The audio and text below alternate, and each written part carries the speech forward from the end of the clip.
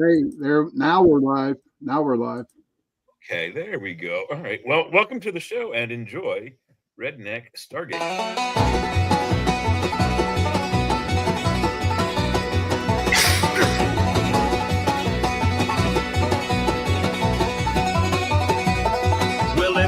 Thing got weird last Tuesday in the swamp. There's a giant metal donut now where gators used to romp. Now the government's in my backyard in a double wide command, and I'm leading missions through a puddle to some godforsaken land. Now Sam, our local gearhead, says she'll get the power flowing, while Danny reads the symbols, not quite knowing where we're going. Then a fella from the next town who showed up in the night said a space snake's got his family and he's itching for a fight. Step on through the podunk portal, Lord knows where we'll land, fighting space snakes with a shotgun. It's a four-man redneck band, spin that damn old podunk portal. Let those slithering critters come. We got grits and we got bullets, and we'll show them how it's done. Danny tries to trade them for coonskin cap and fail. Sam keeps poking at their spaceships, looking for spare rails. TLC just stand there silent till the shooting has to start. It ain't exactly science, but we've got it down darn hard. We call the bad guy snakeheads, an easy name to track, and their glowy-eyed patrolman got a target on their back. We don't need no fancy star map, just point us where to aim. From one world to another, son, the hunt is all the same. Step on through the podunk portal, Lord knows where we'll land, fighting space snakes with a shotgun. It's a four-man redneck band, spin that damn old podunk portal. Let those slithering critters come. We got grits and we got bullets, and we'll show them how it's done.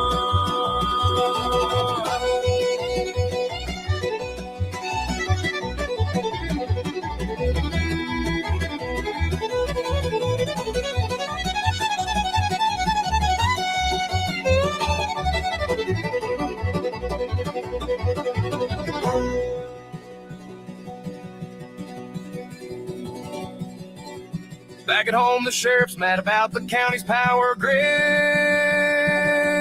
while Danny's arguing that pyramids were built by alien squid. That snake king sent a message, said he's gonna burn us down. I just cracked the beer and said, come try that in a small town. Step on through the podunk portal, Lord knows where we'll land, fighting space snakes with a shotgun. It's a four-man redneck band, spin that damn old podunk portal. Let those slithering critters come. We got grits and we got bullets, and we'll show them how it's done.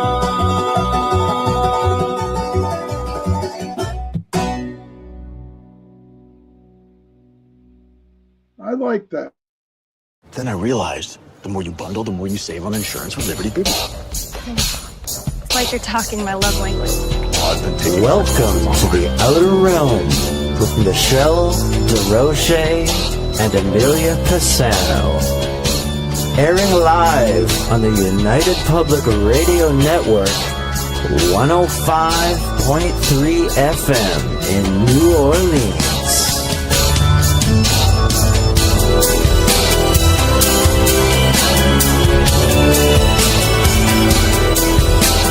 Welcome to the Light Gate, where reality bends and the unseen awakens. Preston Dennett, joined by Dolly Saffron, guiding you beyond the veil and into the infinite unknown. Every week we unlock high strangeness, extraterrestrial contact, hidden realms, psychic awakenings, the afterlife, and secrets they don't want you to know. Step through the gate, and if you feel the calling, subscribe to the channel and share it with those ready to awaken.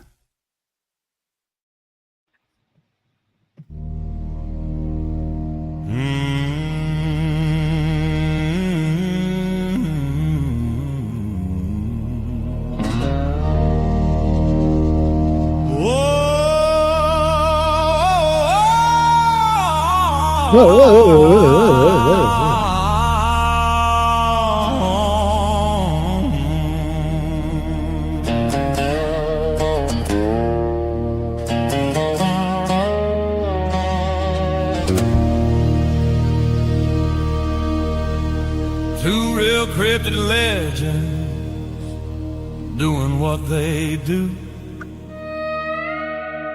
bringing information for me and you.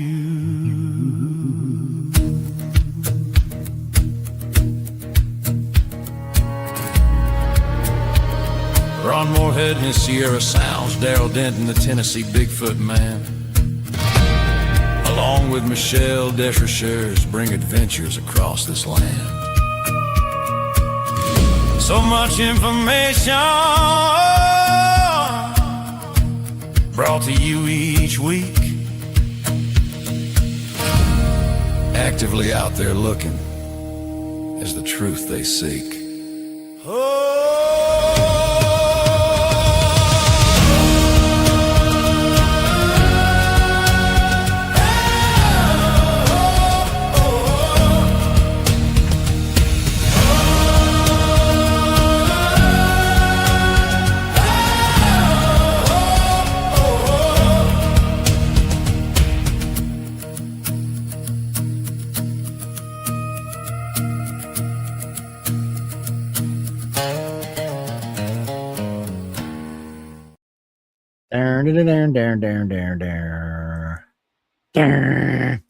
Oh no, turn it back off. Yes, that's so beautiful. Oh, wait, this one's crooked again. How did this one get crooked? This is supposed to be like the brake cam. Oh, it's on audio. I have to fix that. You know, like when you go to brake and you see the camera looking at everybody, but they're on brake. Yeah. Yes, but we'll fix it sooner or later. We'll get it right. Welcome everyone to the chat. I hope everybody's having a good afternoon, even though we're blowing the living shit out of Iran, killed the Ayatollah, put our foot square up the president's ass over there. Democrats like, oh my God, what the fuck, what the fuck, what the fuck?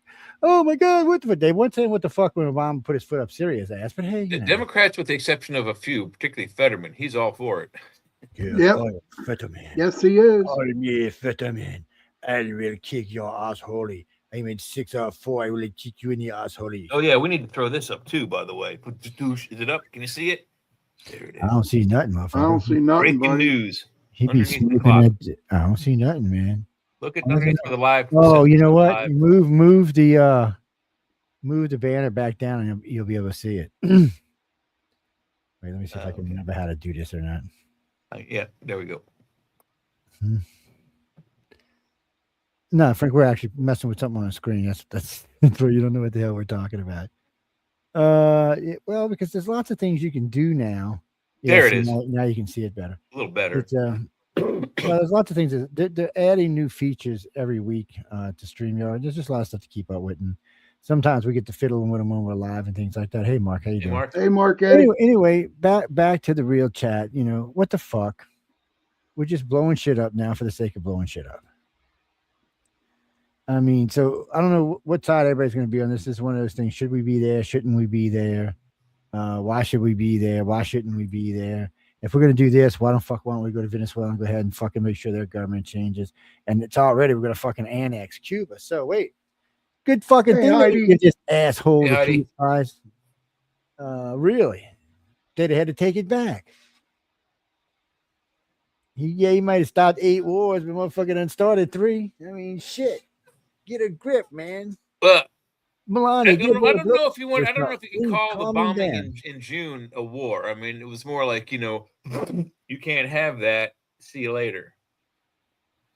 I mean, this is okay. So the best we can hope for, and this is the best, is that we keep killing them until there's no leadership and the democratic leaders can take over. It seems like there might already be no leadership. Reports are Ayatollah is dead. His son is dead. Most of his upper level inner circle staff and several minor generals. Hey, Jay, there goes our $1 million contract. No, man. We're gonna start sending Jay a fucking bill. I think we're gonna get a little bill for it, $5 a week and $10 a week. By next year, we'd be sitting pretty, man. I'd be about a new pickup truck. Let's see. No, we're just giving Jay shit, Carly. Yeah, I know you have no idea what we're talking about because it's just don't worry about it. No, so I mean, so here we go. So I can't remember what they call these guys, but they're getting ready together today to pick a new Ayatollah today. What do they call them on the mullies, the moolies, No, it was a different name. I think it started with a G or something. But anyway, it doesn't really matter. They're going to get them together, and Israel was talking about, well, we should just go find them and fucking kill them. Netanyahu's you know what, Net, and I love you, but I'm sure Satan has a special place in hell for you. You're going to probably end up being one of his generals, but when the end times come. Also, Mahmoud I can't say his name. Mahmoud something Dinajad. He's like a big proponent. He said he's going to have Israel erased from the planet before like the end of the century or something like that. He's been killed. Just you've been erased from the planet. So I said this earlier. You know, I hope the Ayatollah found his 40 virgins intact and still virgins for that matter, because there's been a lot of killing going on. You know, there's only X amount of virgins to start off with. Let's just be honest about it. And how many of them actually die and go to heaven? I don't know. So, you mean God makes the virgins from? I don't think so. I've never heard that in the Quran. I just heard you get 40 virgins when you die. It's 72, I think. 72. Yeah. 72. Get the out of here with 72. First off, let's just be honest about this, guys. 40 is too much. I mean, really. Unless they all got a job and are going to be out of the house some of the time. What the fuck? What are you going to do with them? I mean, if you got Viagra, the number one way to get them is you have to die. Years. Yeah, you have to die, dude. You have to be. Yeah, but you got them over there, man. Oh, I guess if you're over there, you eternal life, it doesn't matter. You can roll and hump until you fall over, I guess. I'm thinking when Ayatollah got there was this guy with a red face smiling real big on, they're waiting for you, my friend. Yeah. Yeah. Well, you know what? I woke up at 4:00 this morning to go to work, and there was President Trump live saying what they did, what they were going to do, or what they were doing. 4:00 in the morning. Yes. Yeah. Well, he's fucking murderizing people. You got to tell somebody. Congress is having a fucking hissy fit. Oh no, you can't do that. So this. So this kills me. First, we send Rubio. Rubio does a bang job speech, gets the Republican all kind of points. Okay, Trump does something stupid. Then he comes back and he does a great State of the Union, gets everybody back in line. All right, it's gonna be a landslide in the red. And then boom, what's he do next day? It's like he's his worst fucking enemy, man. I mean, now it's going to be making people, he's trying to start wars. Look at, he's bombing people in the Gulf. He's over there trying to take over. I was going to say Somalia. Sorry, guys. That would be Minnesota. But anyway. Yeah. he's trying to take over Venezuela. It's he's taking over Iran and Venezuela and Cuba. Now, Cuba, more than likely, we're going to annex. But I don't think it's going to be one of those kind of annexes where Raul don't want to come. It sounds like Raul is looking to come over here as maybe a territory. Yeah, I think the only friction that's going to happen there is Putin might have something to say about it. But other than that, Putin can suck the hell with Putin. So what? He should have took better care of his allies. So he may not no more apparently. What's that going to do? We'll destroy Putin. Oh yeah, I mean he's already got his hand in one cookie jar. He ain't getting it out fast enough to get to stop us from hurting him. He's just if there's going to be any friction with any kind of Cuba move, it will come from Putin, and that's the only place it'll come from. Maybe not. So this is what people don't think about. Well, that's going to be that for sure. But people don't realize what's actually going on here. So we have Puerto Rico. So what they're thinking about is if we take Cuba and then take the Haitian Islands, we control the entire mouth of the Gulf and Caribbean. Nobody can cross without going through U.S. waters, which means no more sneaking into the Gulf, because that means you'd have to go through U.S. waters. So if a Russian submarine's in U.S. waters, we can sink the motherfucker. It ain't allowed there. It's an invasion. So it gives us complete control and autonomy over the Gulf of America, which is something we don't have right now. Russian subs go up and in all the fucking time. There was just a Russian ship on the way to Venezuela, but Americans said, fuck you, you're not getting any oil from them. Get the fuck out of here. Now, Iran can't sell oil to whoever the hell they were selling to, because we won't let them. Was it North Korea? There was somebody, I think it was China, actually, they were selling it to. No, we're seasoning. If we're not seasoning, our allies are seasoning. there ain't no more Russian oil or Israeli oil floating around. Everybody's like, fuck you, it's ours now. Don't go out there with your tanker because we're going to take it.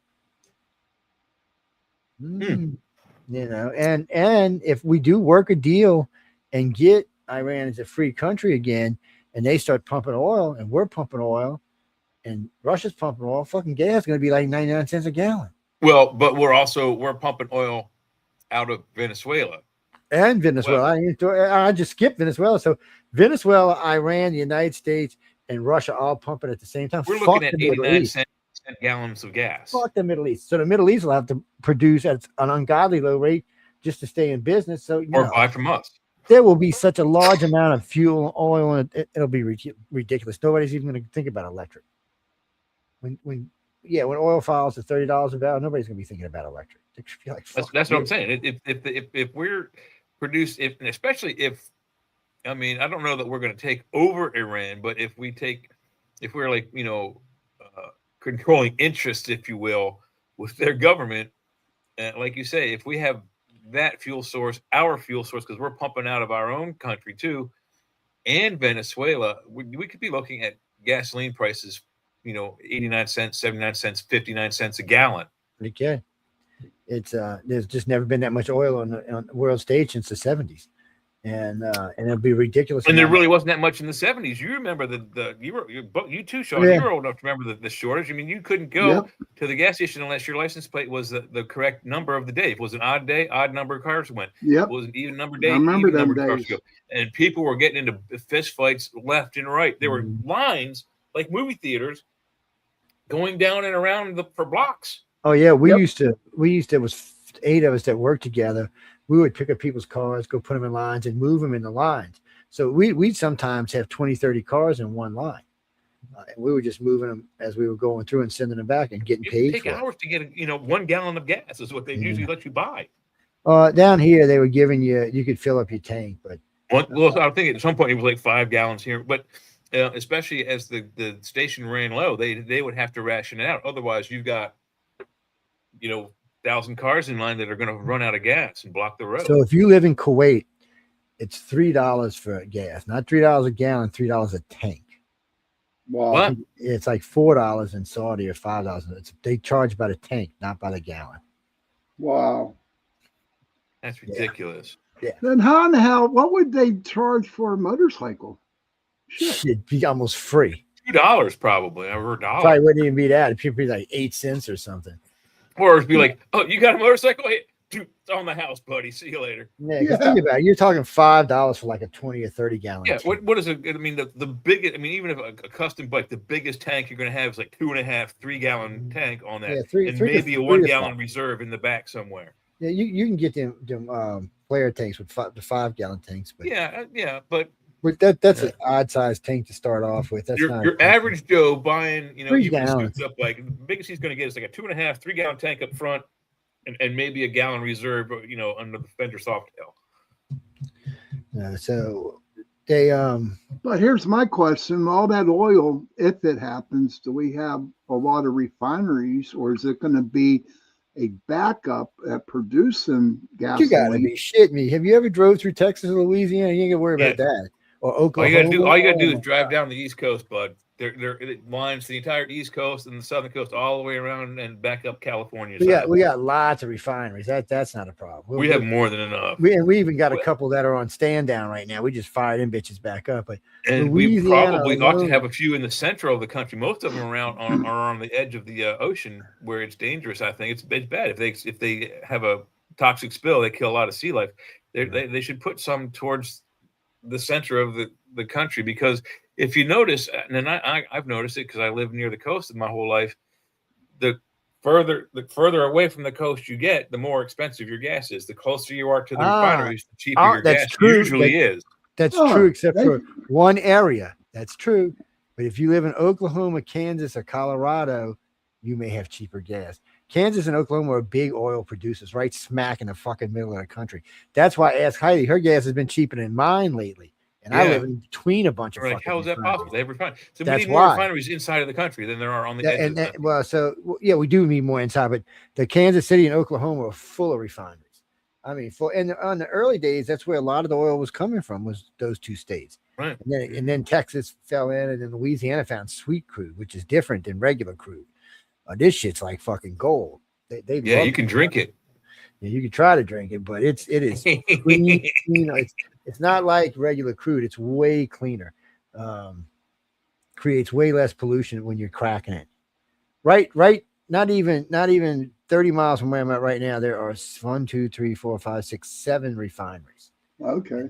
Yeah. So and did you miss an F there, Heidi? Friggin' and fracking, or riggin' and fracking? Riggin and fracking. Hey, it's going up. You're at right now. Yeah, we're paying about $3.10 now. Yeah, they said, yeah, fuck you, Colorado people. We don't like y'all anymore.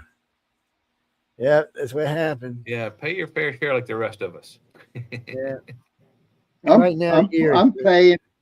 paying what, $3.09 a gallon here. Yeah, that's what I said. It's the same here. We're I said $3.10, but it's I paid $3 a gallon since COVID. Well, you know what? Since you're living down south and you have nothing or nowhere to go, we have mountains and hills up here, so. See, that's the difference here. I mean, we go everywhere. What are you talking about? We got the entire Gulf Coast floor. We live in we got cheap oil the whole time. We would. Well, look, I cannot help it if you live somewhere where it snows, where you can't get out of your house and the air so thin it gives you brain bleed. That just tells me you're a dumbass. That's all. At least I ain't down there in the freaking humidity. But look, they tell me that. So they tell me bigger than my big toe. But that's easy fixes. So Cajuns are smart people. First off, if you ever notice a house will buy you like mine, you'll see like 55-gallon drums sometimes off in the corners of the properties. That's where the dead bodies are. Yeah, we know. Well, yeah, that could be where the dead bodies are. But usually, what we have them hooked up to sprayers, and you have a hose that runs around the property where it's so sprayer all around your property, and you just kick it on the sprayers. There's no bugs on the property. I have not seen a flea on my dog since I got on this property, and I live in rural Mississippi, and I haven't seen a flea on my fucking dog. It tells you the only problem I'm having right now is gnats because I'm too lazy to get out there and get rid of them. But and it's the time of year it's gonna be hard. But man, it's nice here. It's peaceful. It's quiet. Got nice neighbors. They're sweet. They don't shoot at you and shit. They're not out there going, thanks, man. They're laid back. And then where I live, I'm really lucky because these people here are just richy, snitchy people. And they make sure nobody comes in their community. They're still trying to figure out how the fuck I got in here. Like, how did he get in here? Well, I don't know, but you ain't getting him out now. It's when we bought this house on this area where I'm living right now, there was 2 houses besides us, and then like 10 blocks. And in the whole entire dual neighborhood, there was 80 houses that were still standing, and about 40 of them that were livable. Right now, there's 700. You fucking Yankees, stay up north. No. Go back to fucking California. Go back to New York. Stay the fuck out of my state. I'm technically not a Yankee. I just happen to live in a Yankee state. Go back to fuck up. I'm a Yankee. Yankee. I'm going to tell all my friends. I'm going to tell all my friends to go down and buy houses in Mississippi. Oh God, I mean, it just drives my property value up, but still, it's you hear that? Value properties are cheap in Gulfport. I'm gonna tell y'all a secret too. I always ask people, "You ever heard of Alabama?" And a lot of people look at me, "Yeah, Alabama. Yeah, what about it? You ever heard about it? No, Alabama. Yeah, because Alabama is smart. They only advertise along the Gulf Coast because they don't want nobody else in their fucking state. They really don't even want to share with Louisiana and Florida, but for some reason they feel the need to. Florida's right there. They got a place called Dolphin Island. When you drive around there, they still have those art things out in the yard, like the little black kid fishing and stuff, or the one towing the bucket around, or the wheel. It's really strange, and it's like going back in time. And don't get stopped by the sheriff, because if you're not from the island, you're probably going to go to jail for the night.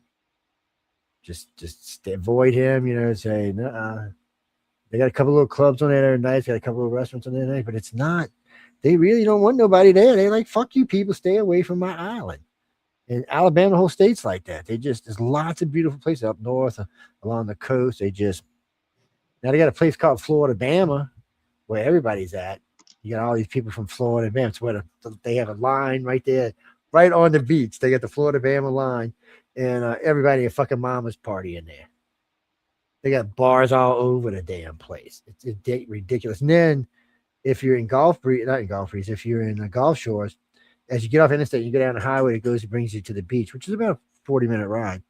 Right at the bottom, there's a world famous club on the beach down there. Its place is like a mile around. It's monstrous place. Always got great music playing. Always got stuff going on the beach. It's just a different way of living for sure. There's no earthquake. Really, the only thing you got to worry about in the deep south is a hurricane.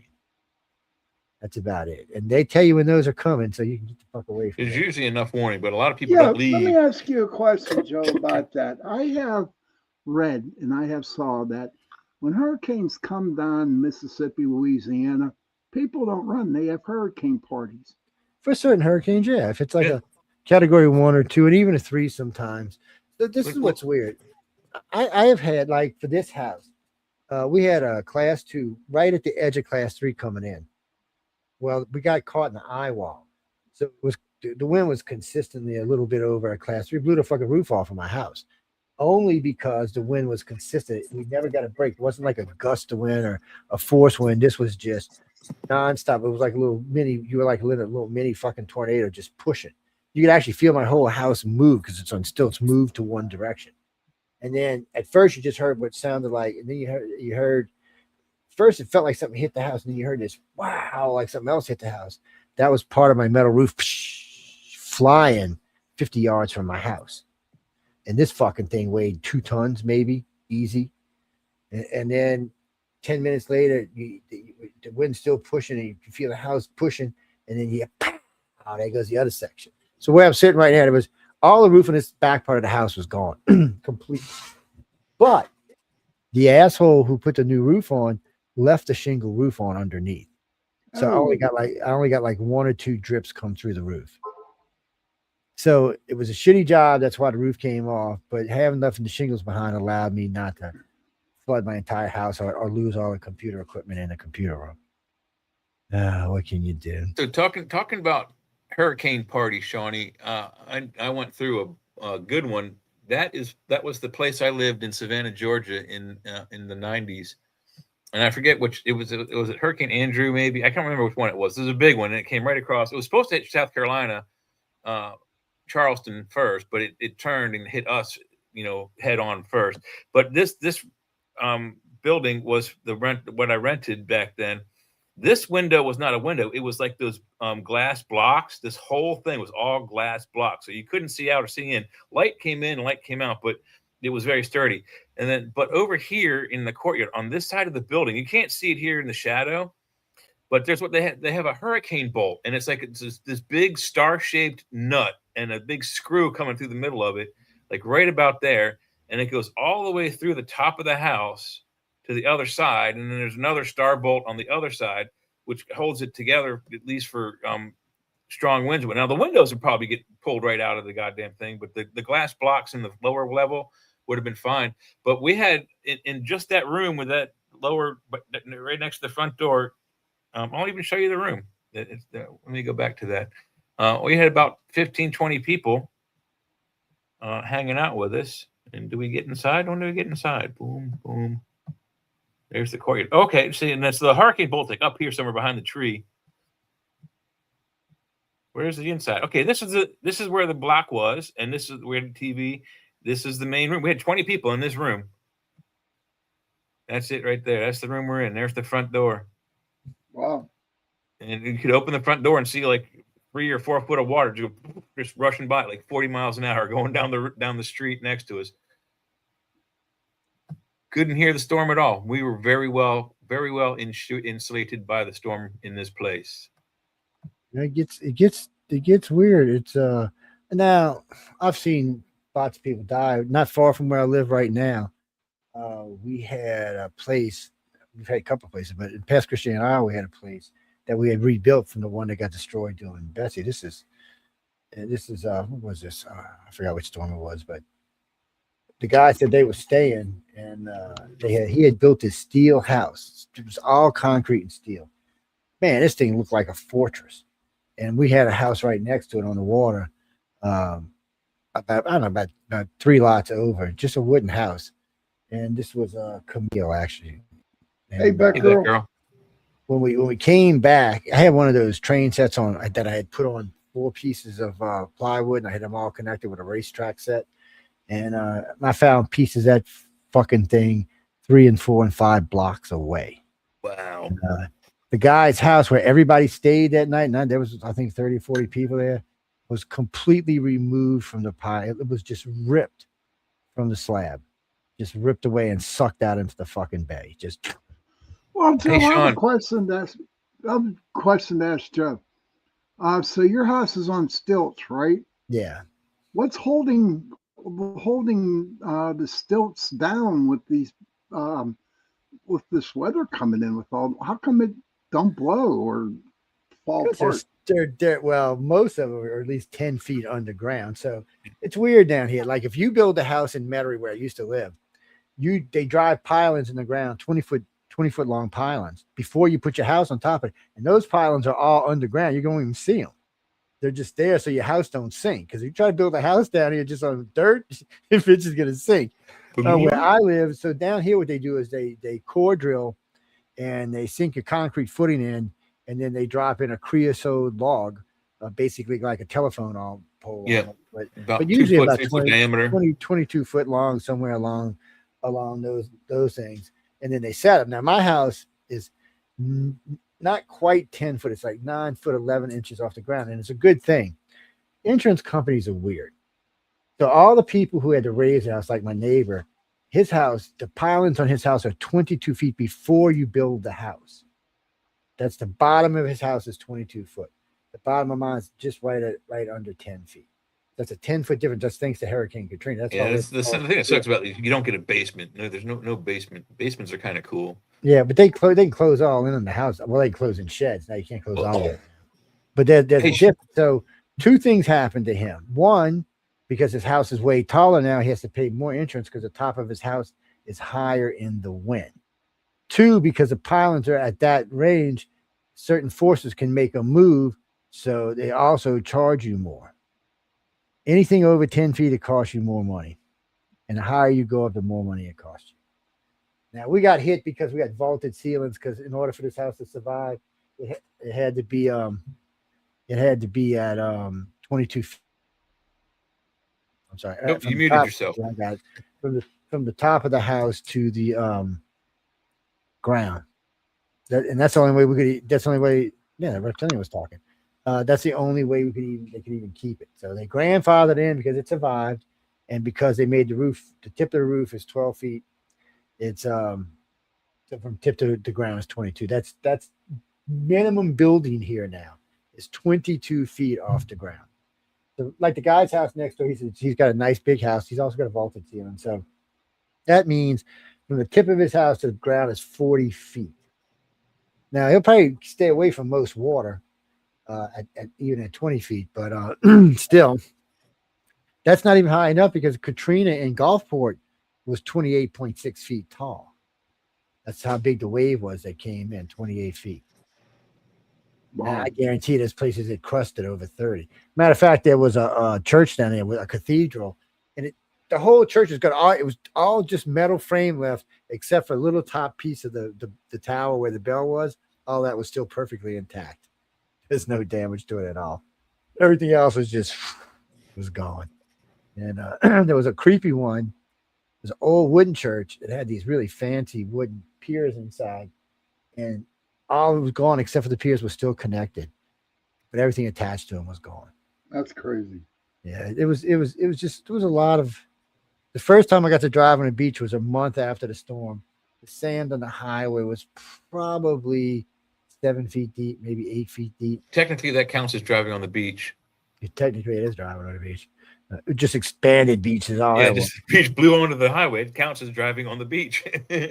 Jimmy, they actually laid these plank things down, military things down, so you could drive.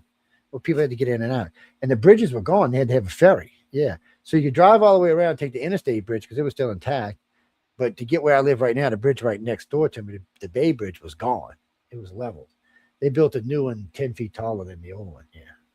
every time there's a storm, everything gets 10 feet taller. So next time we have a storm, if it's a big one like a class 5 and the waves are 30 feet, the next time they rebuild everything, it'll be 10 feet higher. What were you going to say, Jay? Well, I was going to say, with also a lot of things that kind of suck with having to build your house off the ground like that is things you don't have to consider for other houses that are built on the ground. Like, for instance, the wind can go around the house 360 degrees, all 8, 6, 7 sides, whatever, right? So you have to insulate the floors as well as the outer walls, because you're more exposed to severe temperature and weather drops, because you're 10, 12 feet off the ground. A, B, they're not in a place where they get real terrible cold, but they do get very, very, very, very hot. So, just being able to, basically, it's like putting a pot either on the fire or you raise it up above the fire where it's hottest. It cooks faster up here than it does on the ground. So the inside of the houses can tend to heat up faster without the proper, insulation to offset the fact that all exterior surfaces are being bombarded by whatever the temperature is, hot or cold. Thank you. Weirdo. It's true. I mean, it's a thing. If they do that up here, it would suck because of the winter times. You would absolutely have to have. I think that in this region we need, what is it, 93? No, not 93. 17, R17. I don't remember. Anyway, it was R38. R38 insulation for the walls up here. And so you'd have to have that on all your exterior walls and in your exterior ceiling panels, but also on underneath your house. You'd have to put that everywhere. It would double the cost of houses up here. Yeah. So we only have to use R16 in the outer walls and usually R24 in the ceilings. But mainly because you're off the ground, you don't have to put anything underneath? No, you're not required to, no. Not if I would. What they do you get cold, it makes the house colder. Well, but they actually close it in, though. It's not like it's exposed. They'll close it in with plywood or they'll close it in with vinyl. So you're not getting as much air. I mean, you still, don't get me wrong, my floors get cold sometimes. But what most people actually do down here, and if I wasn't lazy, I would do it myself, is they just run tubing through the decking. And so what they do is they just drop the paneling down and run some PV, what they call it, the PEX tubing. They'll run it all around, and then they'll just run through the heater, and it just heats the water, and it keeps you can run cold or hot. So you can cool the water, which makes the floors cool in the summertime, or you can heat the water, which gives you radiated heating, which is great because heat rises, so it makes it better. Hey, Mitch. We're giving you a lesson in building construction. Not exactly, but more like building code. And when it comes to insulation, is important because where you live, it matters the type of insulation you have. Yes. The South doesn't get near as cold for near as long, so we don't have to have heavy insulation. Yeah, R16 is for wimps. Well, I'll tell you what, my house or my mom's house is over 100 years old. Shit, she probably ain't got no fucking insulation. My house is over 100 years old. I mean, it is warm as hell. It is warm as hell. Well, then, you know what? Being up north, they might have used. So in the old days, they used to use crushed up, what you call it, chipboard. Gypsum. So they used to use that, crush it in there, and pack it in there. There was a couple other things they used before that. All of my walls are 100% solid gypsum sheetrock. Yeah, ours is all pure brick, dude. Ours is mine's brick on the outside. I'm talking the walls, inside walls. That's what I'm saying. There's no insulation, but it's so warm. No, our wooden floors are the original steel floors 100 years ago. On the top, there is pine. On the first floor, it's all oak. And you can tell the difference. Yeah, because oak's a better wood. The prettier wood, it's a more stable wood. Oak pine manners. The only thing bad about the pine is that it scratches up pretty easily. Yeah, it gouges very quickly. But the oak, man, the oak is beautiful, and the reason pine gouges is because whoever did the finishing coats didn't know what they were doing. So on oak, you can get away with 3 or 4 coats of clear, a good solid clear, but it doesn't take much because it's a pretty wood, and all you're doing is enhancing the shine. Pine is a softer wood, so you want to put what they call a candy coat on it. It's usually about a 1/16 of an inch, a little bit more thicker. So I mean, you can pull shit on it, drag shit on it. It doesn't. And if it does scratch, you can wipe it down and then just fill it back in, and you won't even know it ever happened. Yeah. So there are, that's why people use them. You'd be some of the fucking things you learn out about floors, man. Jesus. Now I know how to replace middle flanks without, because your tongue and groove. People always say, "Oh, you got to take up the whole fucking floor to get to it." Well, if you want to do it right, you got to take up the whole floor to get to it. But you have to get to the very first board that was laid. But that's if you don't know what the fuck you're doing. You know what you're doing? You take a razor blade and you cut and you go and you cut and you go and you cut and you take that board out, whatever's damaged, and you take it and you put it on the other board and you trace it out exactly. Leave just a little bit longer. Put it down there, put it whatever you're going to use to glue it down in there. And if there's any type of gap, just find a little filler with the same color. Yep. Away you go. Yep. That's I've done it for a lot of trick. I did one for a guy when he said, I'll be able to see it. I said, okay. I said, tell me if you don't want to pay me. He said, he said, my wife said you come by and did the thing. I said, yeah, you see it? He's like, no. I said, can you tell me where it is? He said, no. He said, fuck, it came out good, man. I mean, there's always damn it, you replaced the wrong plank again, honey. There's always going to be a little bit because you break the lines. I mean, you can stay inside the line, but somewhere you're going to have to break a line somewhere. So it may show a little bit, but most you never notice it. And I got to replace some stuff in this house, but it's thank God it's 4 rows, but they're from the wall. So I'll just take it up from the wall and put them back down. And then I got to put a landing in my my second hallway front door. And then I'm done with the flooring until I start doing carpet. And you know what? I'm gonna let you come. Carpet's cheap. Why would you want carpet, especially down there? Carpet sucks. Because, like I just told you, I don't have insulation in my house. So this is what you do with carpet. So, people, I'm gonna help all y'all out. I'm gonna help you make your feet feel better and insulate your house and make it warmer. So look, start off with a 3/4 to 1 inch padding right off the bat.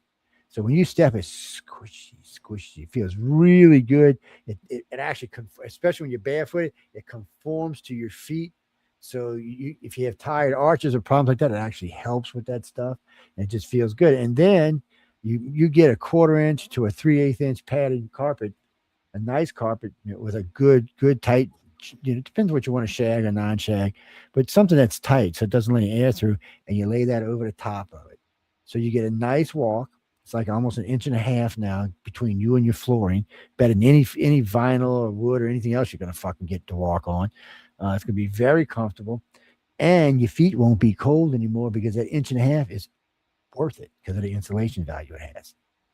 Unless you have ice hanging from the bottom of your house. And even then, once you're above the freeze barrier, it's more than enough. Yeah, so, I mean, it's very comfortable. We do it for people all the time. And if you really want to be really comfortable, people, before I put all that down, I can come in and put some PEX tubing in. I build boxes, or if it's a wood floor, I can open the floor. I can even use concrete, but we prefer not to do it because concrete's a lot of work, costs a lot of money. And so, come in, put that PEX in there, put the little machine in there. You can set that floor into whatever temperature you want it to be. Wintertime, the floor is toasty, your house is toasty. You won't have to run that fucking $high heater on big numbers anymore. It's a fabulous thing. It's like using, I have a hot water heater in this house, but sooner or later I will put in a. Why do you need a hot water heater if your water's already hot? No, baby, you gotta have a hot water heater down here. No, you need a water heater. Your water doesn't come in hot. No, it's a hot water heater, man. It makes hot water. It's a hot water heater. You know what? Speaking of hot water heaters, our house has the original hot water heater, and it's that big ass cast iron one. Okay, and it works. We get the hottest of the hottest water, man. It's a cast iron. Those aren't an old one. What do they call those things? Those aren't. They're old, man. They're like mini. Shit, I can't think of the name of them. Dude, I'm telling you, any contractor that comes into the house to look at the cellar, they want to steal that off us, man. They always want to buy it because it's the best. Well, no, because they can clean it up, and auction it off as a thing, man. It's like that light bulb in San Francisco that's 100 and something years old. Everybody wants that fucking light bulb. They had to put a guard on the son of a bitch when people found out it was that old. Jimmy, it's continuously lit. I don't know, but they've got a record of it. Oh yeah, they've been watching his light bulb since they built the fucking San Francisco Fire Department thing. Don't ask me. I heard about 30 years ago, and then I heard about it since then, and I heard about it again just recently. Yeah, I don't think it's all that important. So, Heidi, that's called a tankless water heater or on-demand water heater. They don't require any kind of storage. You just, when you turn the hot water on, it goes through there and it hyper boils it to whatever temperature you need. Now, this is important when it comes to tankless. Don't buy a shitty one. Be sure you know how much hot water it's going to produce per minute, per gallon, how many gallons it's going to produce per minute. You don't want to get in a tub and all of a sudden you got lukewarm water coming through. Yeah. Hey, Vic, girl. Hey, how you doing? No, so tankless. No, you get the right tank. Tankless are great. All you gotta do is get the right size. That's it. They're fantastic, especially if you get if you're going to upgrade your house and let's say you're going to finally take command of the basement. You get all the junk out of it and finish it in and put your dream wet bar in there. That's the ideal place for a tankless water heater. You put it in underneath the wet bar, and anytime you need hot water to clean glasses or whatever, it's right there, and it's literally on demand. When you turn it on, it's like 3 seconds, and that water is coming out hot. Whereas with the traditional water boiler or water heater, when you turn the hot water on, it's 5, 6, 10, 20, 30 seconds for it to get hot. Not mine. Not mine, dude. It's already hot. It just takes it that long for it to get through the pipe to that location, is what I'm saying. Now, I got to watch that, Jimmy, because I got 2 pipes that are, see, most of my pipes on the outside of the house are insulated. I got 2 that are underneath the vinyl siding that should be insulated. So they're inside of a shed and under vinyl. So they don't, and they're PEX. So I don't really have to worry about them freezing, but still, hey, Joe. Hey, Joe Fox. But still, Joe. It does take away some temperature from the hot water heater, which I don't even know why they built it that way. Yeah, the tubes should have went through the walls. Who knows? But I guess it was just easier to run it underneath the house and come straight up. Yeah. Yeah.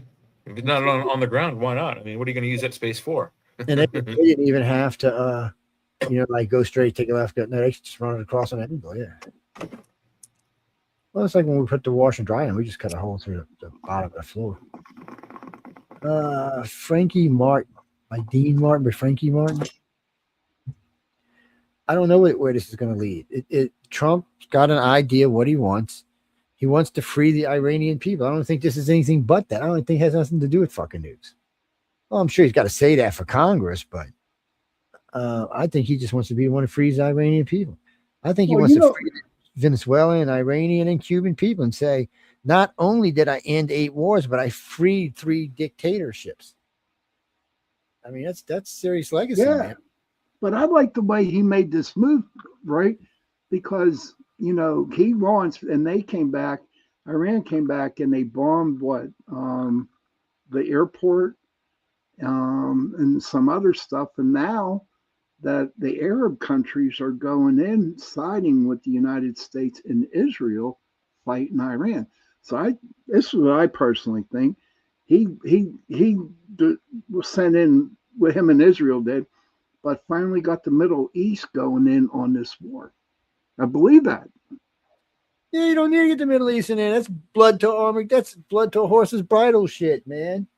That's the end of the world kind of shit. And you making Jay all smiling and shit now. Damn, Sean.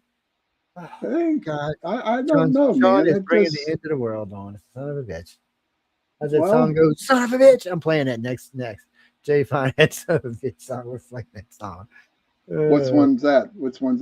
The song's called Son of a Bitch. That's the name of the song. What's that, Carrie? I don't really know where this is going to go. It shouldn't turn into World War III, and Russia and China should stay the fuck out of it. So this is the real problem if Trump goes around starting freeing countries, okay?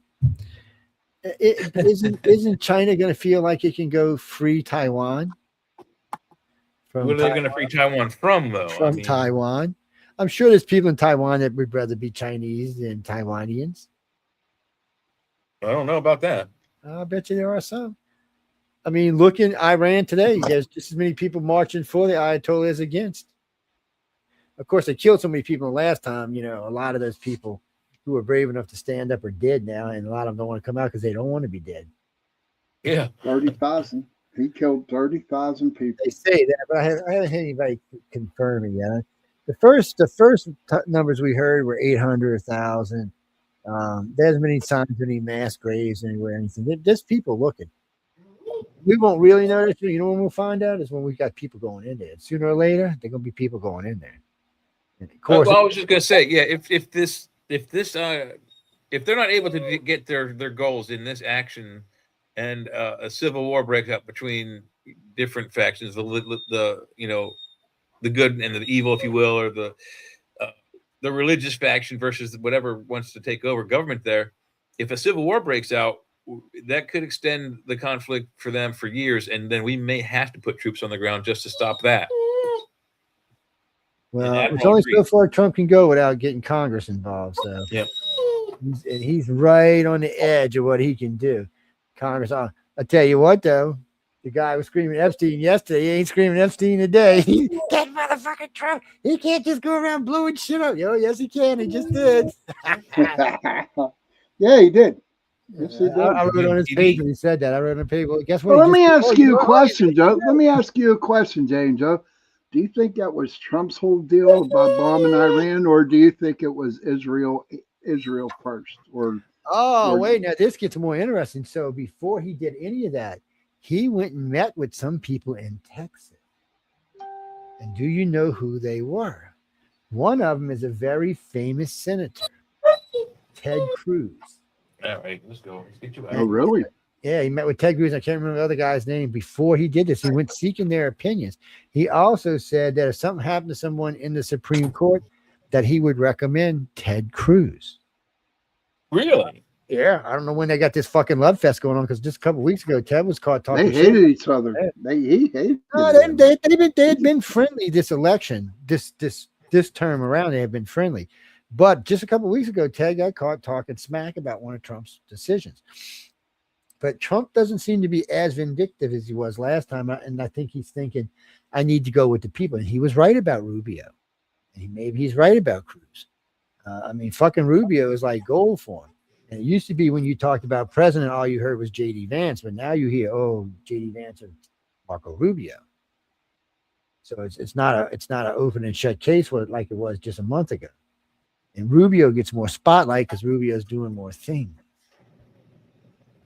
Where would you put Rubio on the?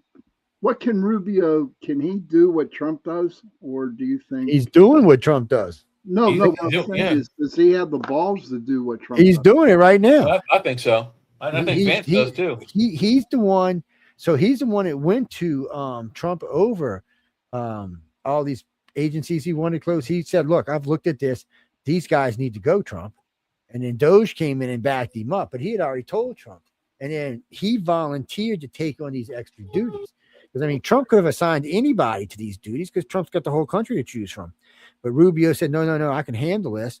Rubio's trying to show not just Trump and Vance, but he's trying to show the country and the world, I can be the next leader of the United States. Now, Trump, on the other hand, Trump's trying to show the world that I'm going to leave a legacy that shows you that when my son's here, he will be the same, and he will help move the world even further closer to one world government. I have no doubt in my mind he'll be president one day. If the granddaughter don't beat him to it. And Trump has been joking lately about him maybe doing another term, and I would not be surprised. He's joking about it now, but I would not be surprised. He can't get enough votes to get another term. 2/3 of the Congress. First of all, he has to eliminate the 25th Amendment anyway. Yeah, and he has to get 2/3 vote in Congress. He's not going to get either one. In order to eliminate the thing, he'll have to get 2/3 vote. It's not a 61 or anything like that. It's a 2/3 vote. It's like impeachment. So actually, Ricky, there is no path to leaving the country legally. There used to be, but you can't succeed anymore here.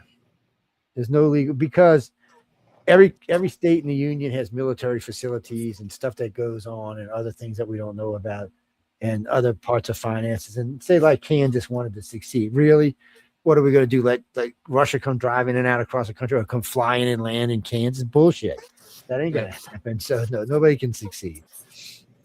And we have been contemplating starting to take more territory, not going out and bullying people, just saying, hey, like with Venezuela. So eventually we're going to end up with control of Venezuela. Looks like we're going to end up with control, at least through friends, if nothing else, with Iran. Cuba, we're just going to probably take. I mean, it's inside our fucking coastal waters anyway. If you go all the way down to the tip of Keys, when you're at the very tip of the Keys, you're only 72 miles from Cuba. The map always says, oh, you're 100 miles, but that ain't true. It's going from Key. Well, they're going to the tip of Florida, not the Keys. So to the tip of Florida, it's 90 miles. Yeah. But to the final key, it's only 72 point something miles. It's just go down there, people. You're already in Cuba's inside our waters, and we want it. Besides, if we get it, maybe we'll go fucking look at that sunken city down there. Yeah. And we got that whole damn sunken city sitting there. Cuba will, do you know how fast? I tell you what, if Cuba comes to territory, I'm going down and buying property. That fucking place is going to bloom like wildfire. People don't realize this. But before it went communist, it was one of the most sought after vacation places on the fucking planet. Everybody. All Hollywood went there in the 50s and 60s and wherever. My dad used to tell me how fabulous the place was. Yeah. He said they just took really good care of you and all kind of things going on. It was like the unofficial place you could go do things that you couldn't do in the United States. I'm not talking about killing people, dumbass. No. Just fun things. Remember, our country used to be pretty prudish back in the day. Yeah. Actually, no, we're going to be taking a break in a few minutes, but I don't. What do you mean? What's my favorite state? Whatever state I'm living in is my favorite state. Yes. Why not? Well, what's your favorite state? Probably California, you lefty freak. I can tell by your text you're a lefty freak.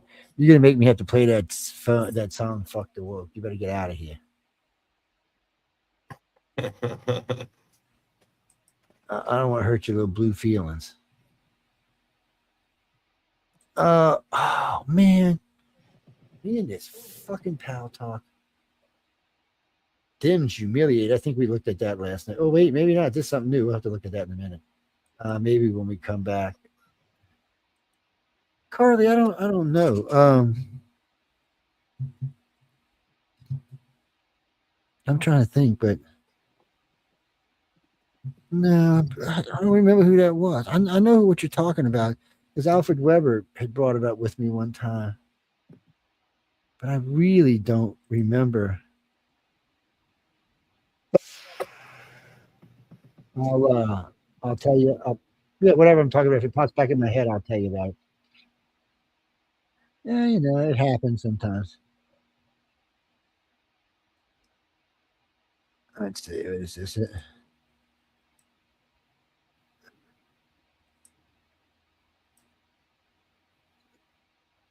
Actually, Glenn, I'm looking for a particular song.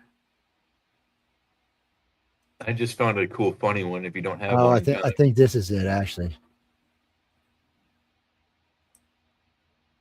Oh yeah, this is it. This is for Sean, man. Where are we at here? Okay. No, I was telling about this song earlier. So let's see. Let me find it. Jay, just catch the promos when we come in. Mark will probably like this song too. Heidi, you might want to close your ears, man. It's not I don't think so, dude. She's worse than us. Yours isn't up yet, there, Joe. See, that is worse than us, buddy. Oh no, I lost a damn thing playing around with y'all too. Okay, where'd it go? I want to hear my song. Well, if I can find out what I did with it. Oh, here it is. I think this is it. Okay. Jay, throw it up on the screen for me, man. All right, there. Oh, hang on. There we go. Hands up! You're surrounded! Look at this damn. Goddamn.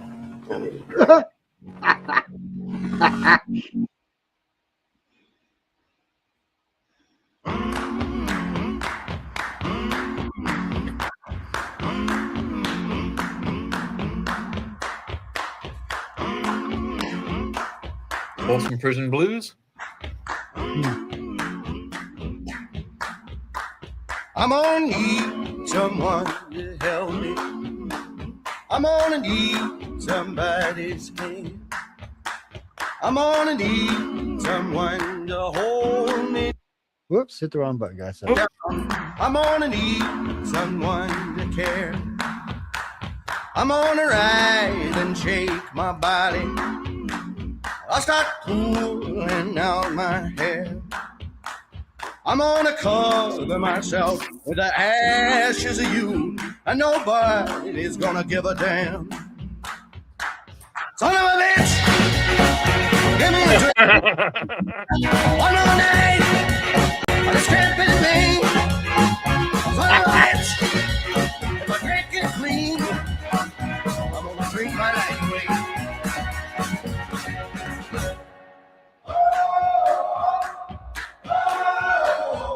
That's cool. I love it.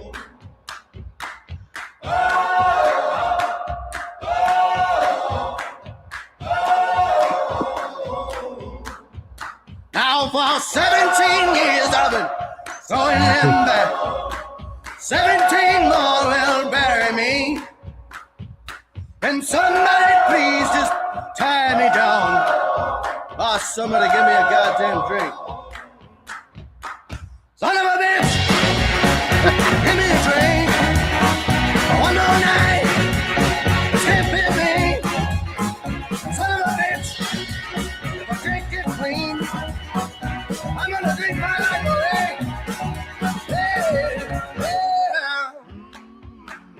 I like this song. This is a great song. It's a lot of fun. Yes.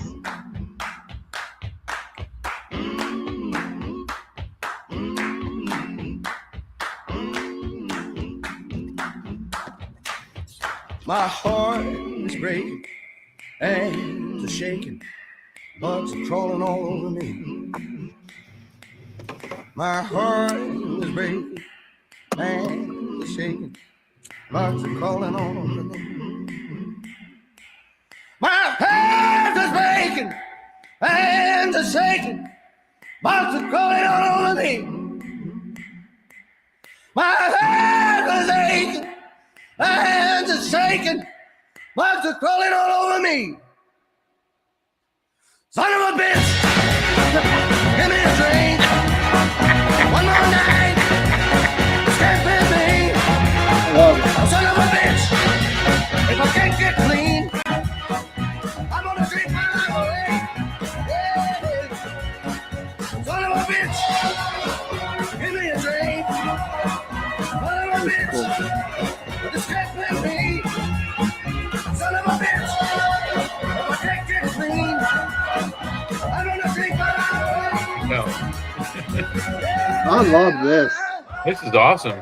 Yes, it is, man.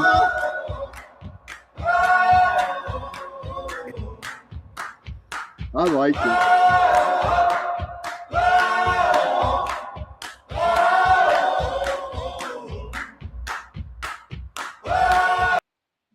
Yeah, I heard that a while back. That I was using it for something else.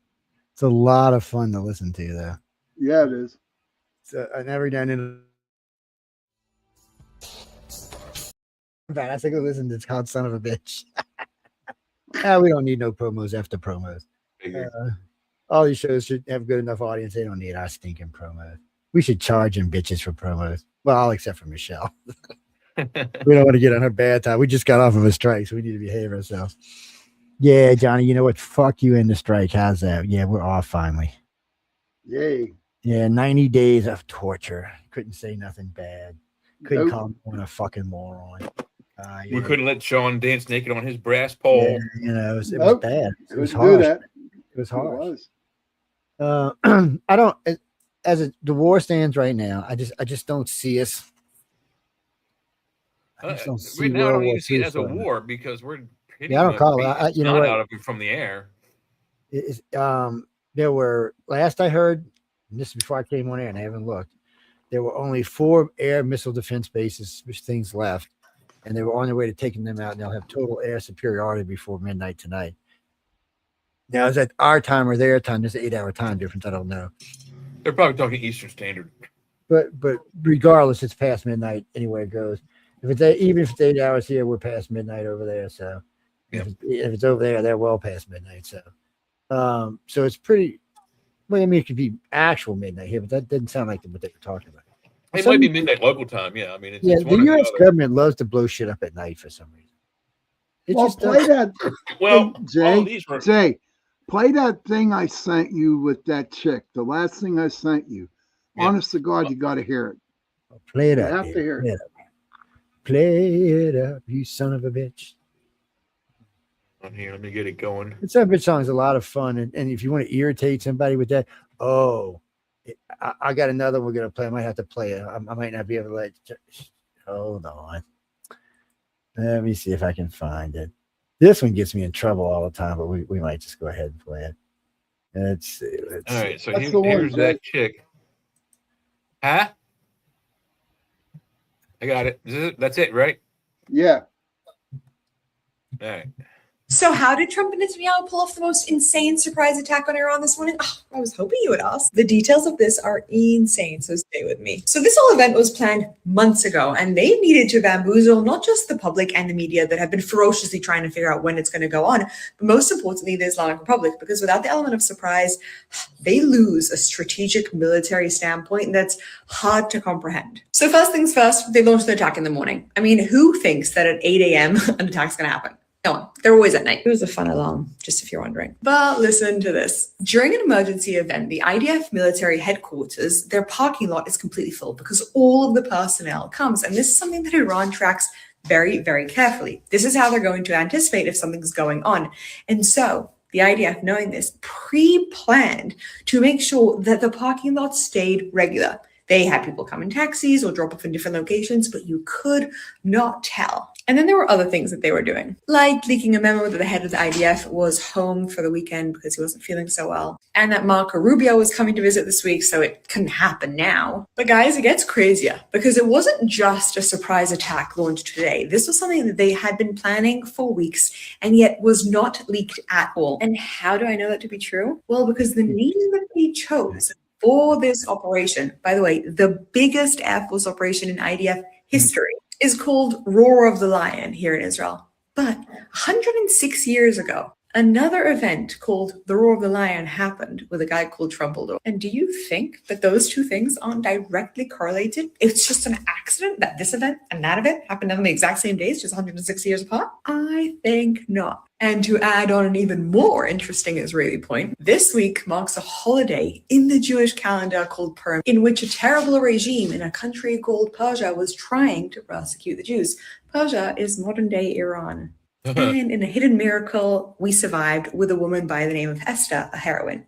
And so they chose this week to take out the evil regime of Persia and give the Persian people back their country. So what do you think? Do we have more crazy things by Trump and Bibi Plan coming up their sleeves, or is this it? I'm telling you guys, this is the craziest dynamic duo that ever existed.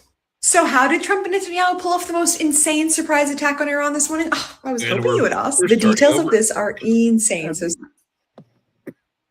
what do you think, guys? Well, absolutely, 100%. Well, okay, so two reasons why this thing didn't go off at nighttime. Yeah, okay, it's a surprise. We're not kidding. They used F-22s in these sorties, and F-22s can operate invisibly in the daytime or the nighttime. Yeah, definitely, Michelle. The problem was with this nighttime thing, they didn't. Absolutely, Michelle. I'll let you out in a second.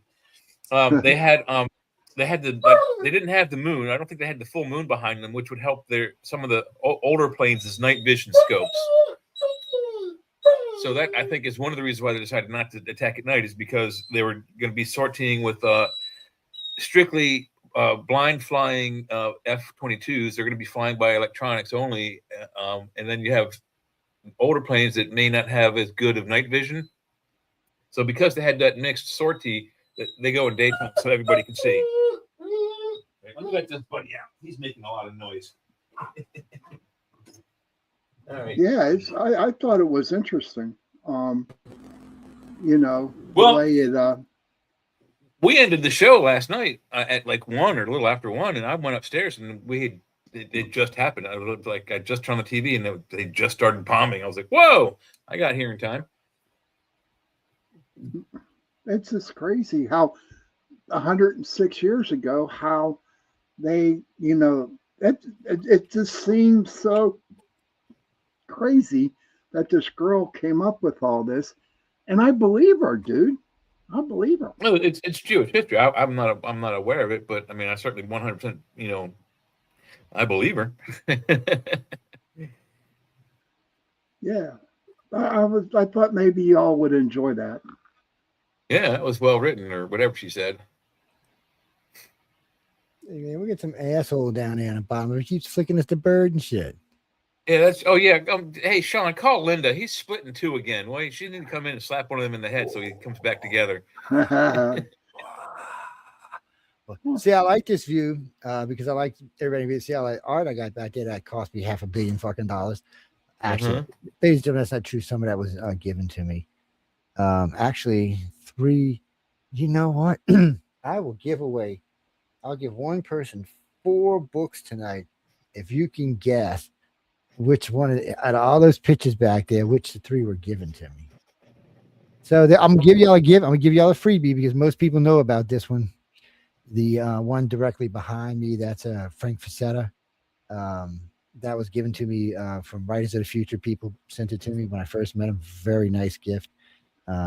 Yes, could buy a car with the damn thing today. But there are other ones in here that were donated to me. So anyway, you can write to me at icar@cox.net. That's because, Heidi, the ladies can say they ain't been getting enough, so I figure I'd double up, Oh my God. Oh geez. And I got some land that you can buy here in that honestly and truly, I can honestly say in all the things in my life, that's never been an issue. I actually just got inherited this Brooklyn Bridge too. If you'd like to buy that, I can sell it to you at cost. Hey Jay, I do have shovels in the back of my truck. So damn wimpy ass shovels. Y'all get them little girly shovel all the bull that's going on here. The little girly snow shovels. No, actually, one's going to be. We're going to start doing commercial views for the audience, not so much for any of us or even really the viewers, just for the audience.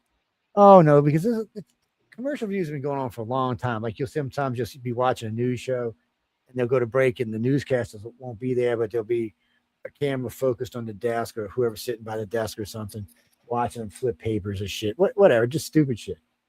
Don't ask me, but we get a lot of requests for it. We get a lot of requests for a lot of weird stuff. Yes. Well, when we get Jason Samoa in here, I'll ask him if he'll do a pole dance. Yeah, my oldest daughter would die and have a fucking heart attack right there and just be over with. She got such a crush on his ass. I'm not Jason Momoa. Okay. I'm not the biggest fan. He's kind of whack. I mean, come on. Who was he dating? The girl from Cosby, Lisa Bonet. She was fucking whacked, man. She still is. It's just true. She still is. And he still got a thing for her. He is kind of hot. No. You're talking about The Rock. He fucked himself when he got on there with Oprah Winfrey and was telling us, about who we should vote for. He fucked up. Yeah, he did. That was dumb, man. Ooh. And he tried to step back off of that, but it didn't work. He just opened his mouth, and that was it, man. Yep. That was it. Do you see how sickly he looks now, huh? Yeah, he lost a bunch of weight. I don't know why. I mean, it could be disease. It could just be wanting to lose a bunch of weight. Yeah, Heidi, they got 2 kids, I think. Where are you blocked, Mish? You shouldn't be blocked anywhere around here. Why are you blocked? You're not blocked, Mish. You're not blocked. Mish, put the crack pipe down, baby. What did I tell you about that? Don't. When the crack pipe goes, when the pipe says, Mish, baby, don't just ignore the pipe. Just say, no, bad pipe. Throw the bitch out in the rain. Don't you live out in the Ozzy land? Well, let me get to the number one question, Joe. Do you think he's dead? I don't see why he wouldn't be. And we're not the ones. So first off, let's clarify. The United States is not saying that we killed him. one of the leaders of the party said we killed him. One of their people said it. It was going out to the local media and stuff to let the media know that he's dead. Okay. So as far as I can tell you, and I haven't seen anything yet, and I've been looking, I haven't seen any confirmations from any other sources, but the news media in Tehran and whatever that local the original. Dude, when CBS and that dickhead, what's his name, 6:30 World News Tonight, he had it on. Here? Yeah, him. He's an ass. Yeah, he can't even give good head. I'm sorry, did I say that out loud? Shit. Damn, I apologize. I didn't realize. He's an ass, but they never tell the truth. Now I was watching Entertainment Tonight last night, okay, and they had that girl from the women's hockey, and that was an AI generated thing that was on TikTok the day before, and they put it up on Entertainment Tonight. It was just bullshit. I just can't stand the news, dude. Yeah. They just lie through their freaking teeth. That's why you got to come to the chat, because we tell the truth. That's right. So Amelia, come to the chat. Jay, I don't want the doomsday clock up, man. So what? It hasn't changed. It's the weird thing. I mean, Jay's wanting it to fucking change. I'm kind of with Jay on this. I think it should at least went to 80 seconds. 80 seconds, yeah. I mean, come on. Yeah, when we parked 2 entire fleets in the fucking Gulf, I think it should have went to 80 seconds, started bombing shit. I'm thinking, well, don't forget, there's a third fleet that's based right there anyway. So there's, there's a huge base of Navy just pummeling that area to shit. Well, we can't let them get too close together because we don't want to give China a chance to shit and sink 3 carriers at one shot. Oh no, they're still all far way apart. But we'll have you have one set in the Gulf of Oman, one set in the in the Persian Gulf, and one in the Mediterranean. So they're spread out. You're looking at close to what? 26 times 3 is 18. You got 78 ships over in that area. At least. Well, actually, no. So wait, now remember now. So remember this. So when we're cruising, the fleet is X amount of type, but this is a hostile zone. That fleet will be larger. Yeah, I'd say 86, 90. So you got to count the support vessels that are up there too. So if we're running 18-1 or say 21 on a carrier group, it's going to probably be more like 36-1, which 1 carrier and 36 ships. And okay. At least 2 of them are going to be some type of submarine cruising somewhere within X amount of mile of the carrier itself.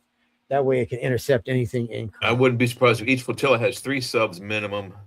And they probably got 2 fast attacks and a boomer. Yeah, exactly right.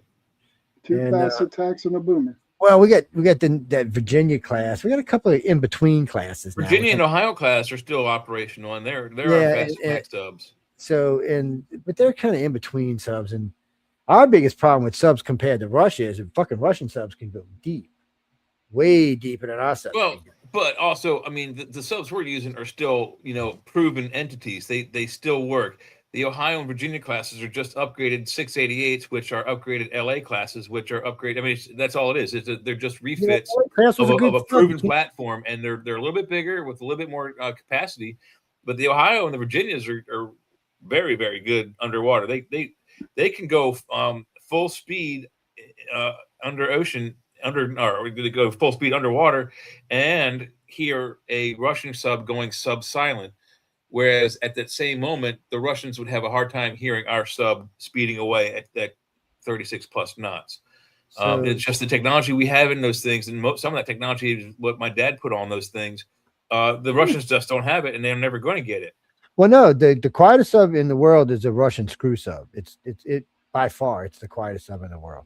Problem is, last I heard, they only had 1 of them, and even it was, how did he say it? Optionally ready. So no, when they originally built them, the Harpoon class or whatever they called them, these were supposed to be stealthy, quiet, and they were really quiet and really fast, and they could go. You mean Typhoon class? Well, yeah, whatever it was called. It was It was anyway. These were twin screwed. They weren't. They weren't. But it's not just twin screwed. It's twin hulled. Did you know that? Yeah, but it wasn't screws though. They were. They weren't. Fuck. What did they call them? Because they weren't like jet propulsion. They had this like like it would burst the water out. You're But talking as about hydrodynamic engines. You're talking about whatever it was, it would burst the water out, and as it burst the water out, it had a screw. Hydrodynamic. Yeah, it's a hydrodynamic. Russia at the beginning had this technology. Even today, we still ain't mastered it the way they did. Please take the clock off. He's making Sean crazy, man. He's thinking 85 seconds, 84 seconds. Wait, Come on. Thank you. Hold on. Now I gotta get. But anyway, going back to the Typhoon. The Typhoon isn't just a twin screw hull. Oh wait, I'm sorry. I got carried away. Good. Yeah, no, I remember being twin hulls. So what they did to make the Typhoons, they took two hulls of the latest weapon they had at the time, which was the Delta IV sub, and they cut part of the sides off, one on the port side, one on the starboard side, and they welded them together and then built the hull around that, and then they built compartments they were weird inside of it to make the first one. That's basically what a Typhoon is. It's it's really basically two subs side by side under one. Because it's weird, it's got the top is flat. Well, the sides are round, but the top itself is flat. And the bottom is relatively flat as well. Yeah, it's oh no, Gene. The problem is Russia couldn't support them. They didn't have the money to keep building. It was the biggest, most expensive sub when it came out at the time. And it was a beast. It go deeper than anything anybody had. It was faster than anything anybody had. It was stealthier than anything anybody had. Now I don't know if it's just stealthy now because it was faster in a straight line, but for maneuvering ability, they move like a pitch. They're not the best for maneuvering.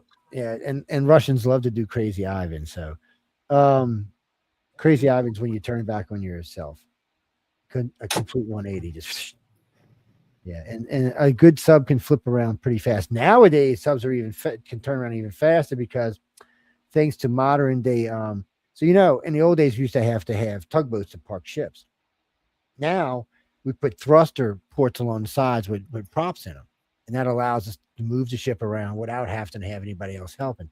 Well, they started adding these on these ones that cover on submarines. So when a submarine goes into a turn now, as it's turning, it can actually fire the thruster on one side and help, and then at the top and bottom, and just help to spin the sub in place like it was on an axis instead of having to make a full turn where it's vulnerable in the arch of a turn for a shot.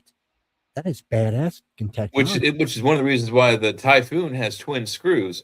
When it goes to make a high-speed turn, it has to reverse one of the screws. So if it's turning left, it reverses the starboard screw because of the caterpillar track. Well, if they're not using the caterpillar drive, that's what I'm saying. The twin screws when they're not, because there's certain times when they can't use that, like in low water and under slower conditions, but.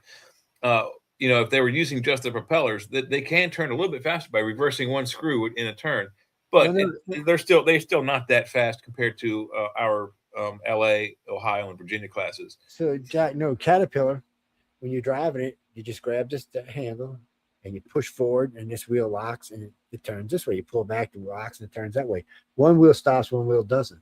And the submarine kind of worked the same way. One prop stopped, one didn't. One Caterpillar drive stopped, one didn't. The same exact theory. The same way you drive your bulldozer. It's the same fucking thing. Except water has way more resistance than air does. And, no, they were fast. I mean, they were seriously fast. They were faster than anything in the fleet. It's on water or underwater. But they also made a lot of noise. They did make, and the problem was originally the drives, no one recognized them, so it didn't matter. They thought it was some kind of weird whale or something. I remember when they were talking about it. That's when we still had all those underwater listening stations before we turned them over to the whale people. Well, we had the underwater listening stations before that. That was called the SOSUS barrier, but it wasn't very good, and they were trying to replace it. But the problem you just brought up is a good segue. They had difficulty discerning between natural phenomenon, large animals, and submarines. They all made about the same kind of noise in the same relative frequency ranges on our sonars.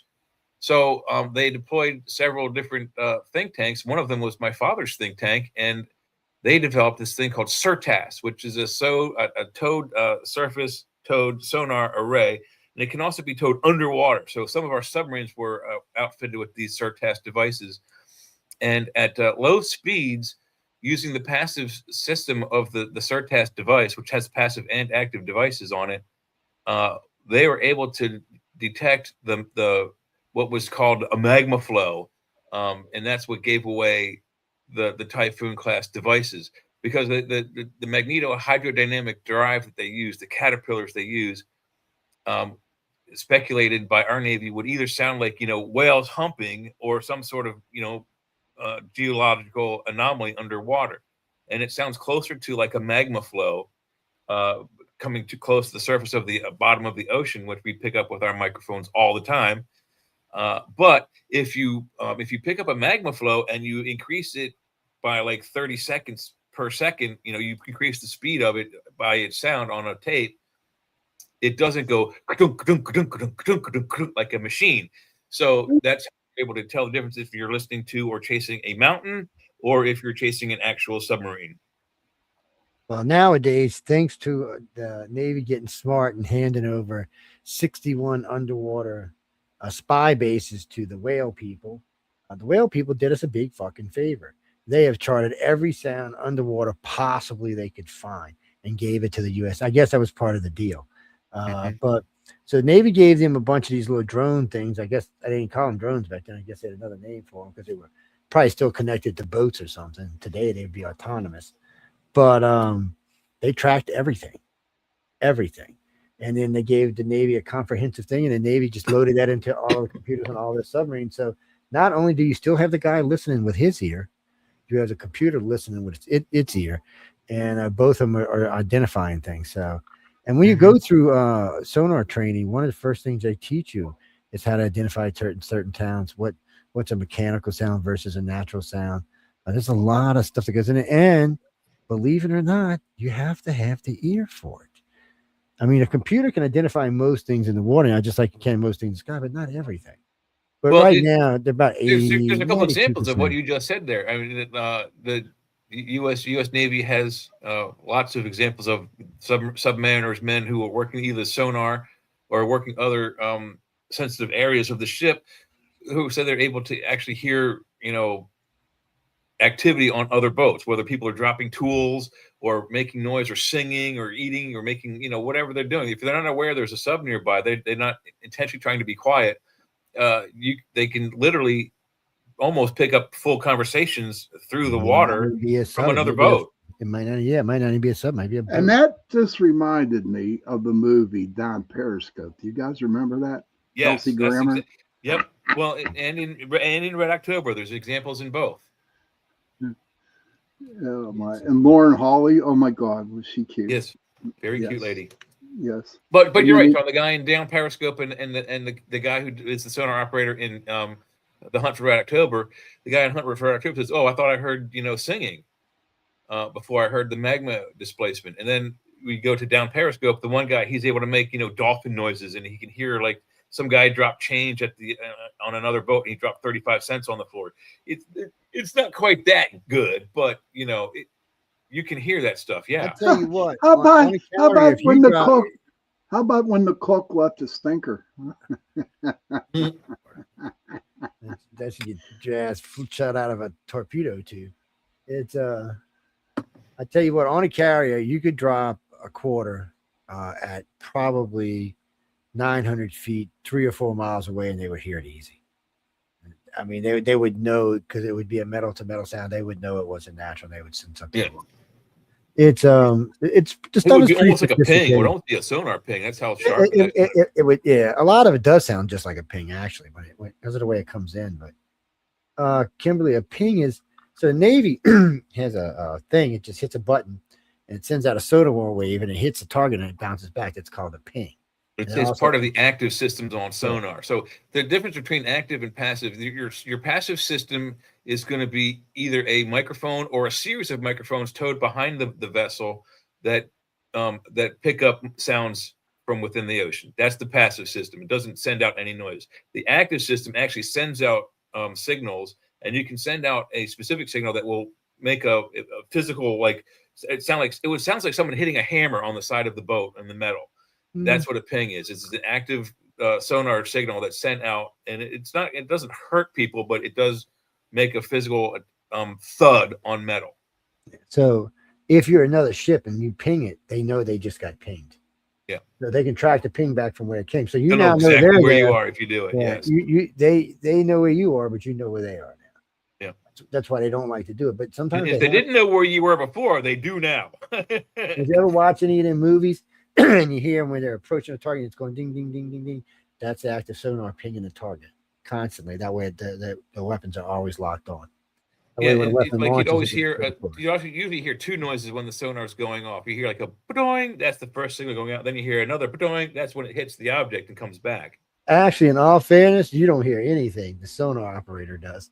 Yeah, yeah. The guy They used, they said back in World War II they used to not have headphones on them, but they do now, buddy. Yeah. Nice, expensive, cushy, wishy kind of headphones too. Because again, you don't want that sound getting out to the hull, because then again, you telegraphed your location to enemies. Well, they're cool because, no, they're not normal headphones, Jack. Now they're sophisticated technology. They're huge. They actually improve your chances of hearing, and it covers the whole. Instead of just pushing the ear, it covers the whole ear. And correct me if I'm wrong. On a submarine, those headphones aren't left at the station. So when the sonar operator shift is over, he takes his headphones with him and goes to his bunk. And the next guy coming on shift brings his own. Either you take them with him, or there's a locker up there. A locker, yeah. You don't leave them behind; they belong to you. Yeah, because most of them have tuning equipment or can be tuned. So you know what your weaknesses are when you're listening, and you might need a certain sound amplified, or you may hear something you want to amplify the sound. But you can't do that to somebody else's, because when they put them on, it may screw up what they're listening for. Mm-hmm. Or you could hurt their ears. Yeah. It's very, all that stuff's very sophisticated. Today, it's even more sophisticated today. It's one of the few systems that if I went onto a submarine 40 years ago, 30, 40 years ago, they'd have to cover it up. If Joe went on there, they wouldn't. If Sean went on there, they wouldn't. It's weird. Well, it's funny because so if you're on, let's say you get a tour of a conning tower. It's just a flight control tower basically. So let's say you get a tour. When you walk in, sometimes depending on who you are, you will see screens covered up, boards, keyboards covered up, other like this. There's actually a special cover made for the phalanx and I forgot the Sparrow system, whatever it's called. It covers, it fits right over them, so it's covered. Yeah, it's like a tarp, like when you park it. When you park your yacht at the thing, you put these little vinyl covers over things so they don't get rained on. That's kind of what they do. You mean, well, my sister got to do, I think it was 2 weeks on one of the carriers. She was what you call it, commander, whatever you call them. She worked for the Marriott and they had her sent out there. You mean the XL? Yeah, she was number 2, yeah. Or number 1, yeah, she was the commander, second in charge. We got the XO tour of the USS Aubrey Fitch. Hang on a second there. And when my dad and my mom were in Savannah when I was in college visiting, we were at a bar watching my friend's band play, and a bunch of sailors had come in and they didn't have a place to sit. So my mom said, sit with us. And they were all very nice gentlemen, and they invited us to their ship the next day. And let me put my camera on. And this is the boat here. Can you see it? Can y'all see that? Yeah, that's a small boat. That's a small boat. It's not that small, dude. It's not that small. Yeah, it's a boat. Frigate, guided missile, 34. Compared to a carrier, yes, okay. Yeah, you put that on carrier. But that's one of the boats. We'd have our guys. You can put that on, Jay. You could put that on a carrier. Oh yeah, we'd have them haul them up there with a couple of helicopters. This boat is what takes bullets for your carriers. Anyway, so the XO actually gave us the tour, but when we went, I recall looking on the they have like the 2 winglets that come off the conning tower. Both of their phalanxes were not covered; they were wide out, open in the air. But we didn't walk by them. There was no public access anyway. So on the outside, though, they don't really. On the outside, it's not as important because China. Thanks, Fish. Well, I mean, China, Russia's seen all that stuff from satellites. So it's not as important to have that covered up. We pulled out of Norfolk, right? That's where the Independence was at. As we pulled out of Norfolk, all these supposedly shrimp boats followed us out. Oh yeah, on them shrimp boats. Those are Russian spy boats, dude. They had like about 7 or 8 antennas going up. It was funny. Did you see yesterday? China sent, was it 500 Chinese shrimp boats to Japan to go fishing? Fishing for information, maybe. I don't know. Japan's going to run their asses did out you of go through? Did you go through not the Suez Canal, but the other canal? No, we couldn't go through Panama because the ship was too big. Okay. Oh, okay. So we went. We were going through the Suez, right? And we were in line. We were like about 8 or 9 ships, and what they had, their divers, their SEAL team, circling our carrier. Honestly, I mean, there was like 3 or 4 of them, and they were just like circling our ship. It was crazy, dude. It was, I mean, they were protecting our ship, and it was not our people. It was wherever the Suez starts. But what's crazy going through the Suez Canal, right? It is so narrow. It was so narrow, you could actually jump off the carrier and be on sand. That's how small it was. That's how. That's why you don't see none of our big carriers going through there. No, our carrier went through there. Well, no, I mean, and then we go. Then we were coming around and we went up the Panama Canal. That's beautiful there, but you couldn't use the bathroom, dude. You could not release your CHT system in the canal. You just couldn't do it. What? And so they put buckets out. Too many ships. Too many ships. That's what I like about flying through space. You can launch the constellation Orion anytime you want. Yeah, what are you talking about? They got big. You can flush the urine tanks in outer space anytime you want. That's what. They don't want them doing that no more either. They want them packing that shit back now. Really? Yeah, they don't want you. Everybody's complaining space is polluted enough, especially around Earth.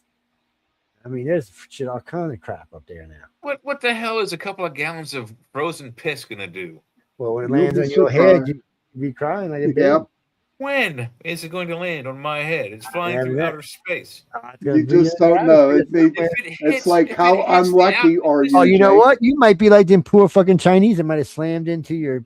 Listen, gentlemen, if a bucket of frozen piss hits the atmosphere, it's going to melt into steam before it even becomes dangerous. So I'm not worried about frozen urine type of titanium floating around the atmosphere. It might be in a titanium container, so it can't leak. When it impacts the ground, it's all over everything. No, said no.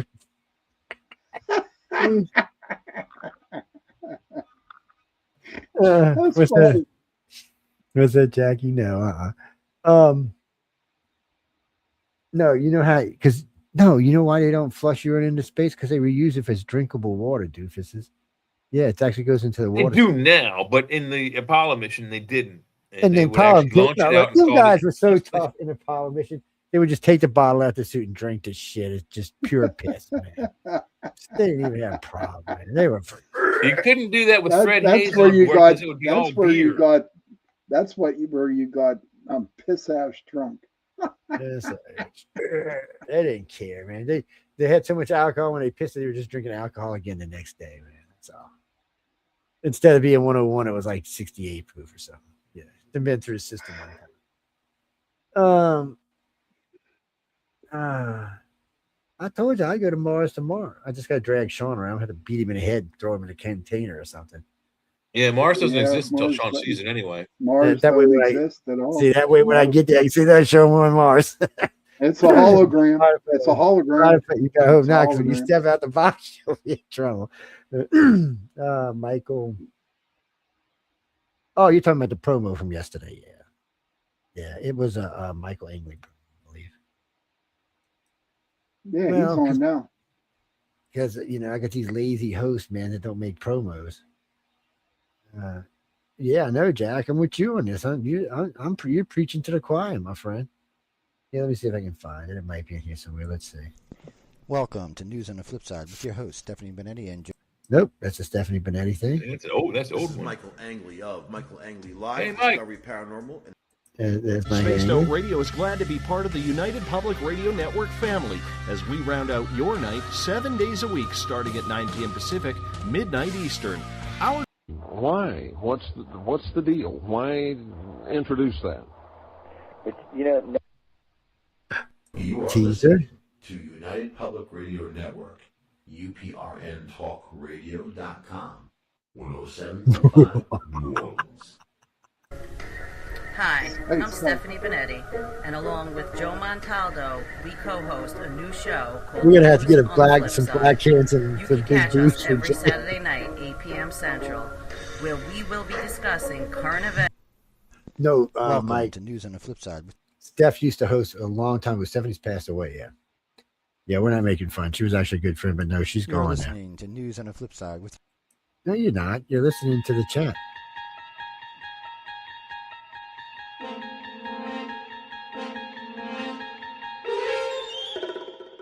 You're listening to UF.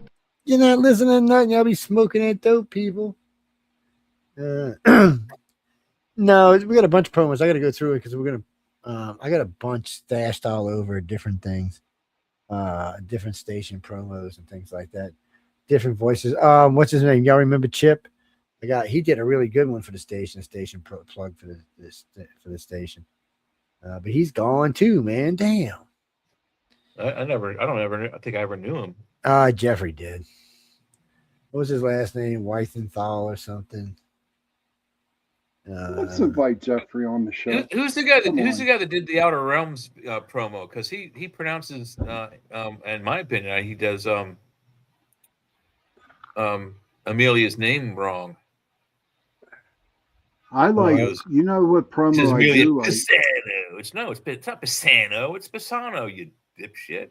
Emilia Pisano. Oh, listen. Here's the one I like from hers. So I'm going to put it up. Michelle's. I really like it a lot. Here it is.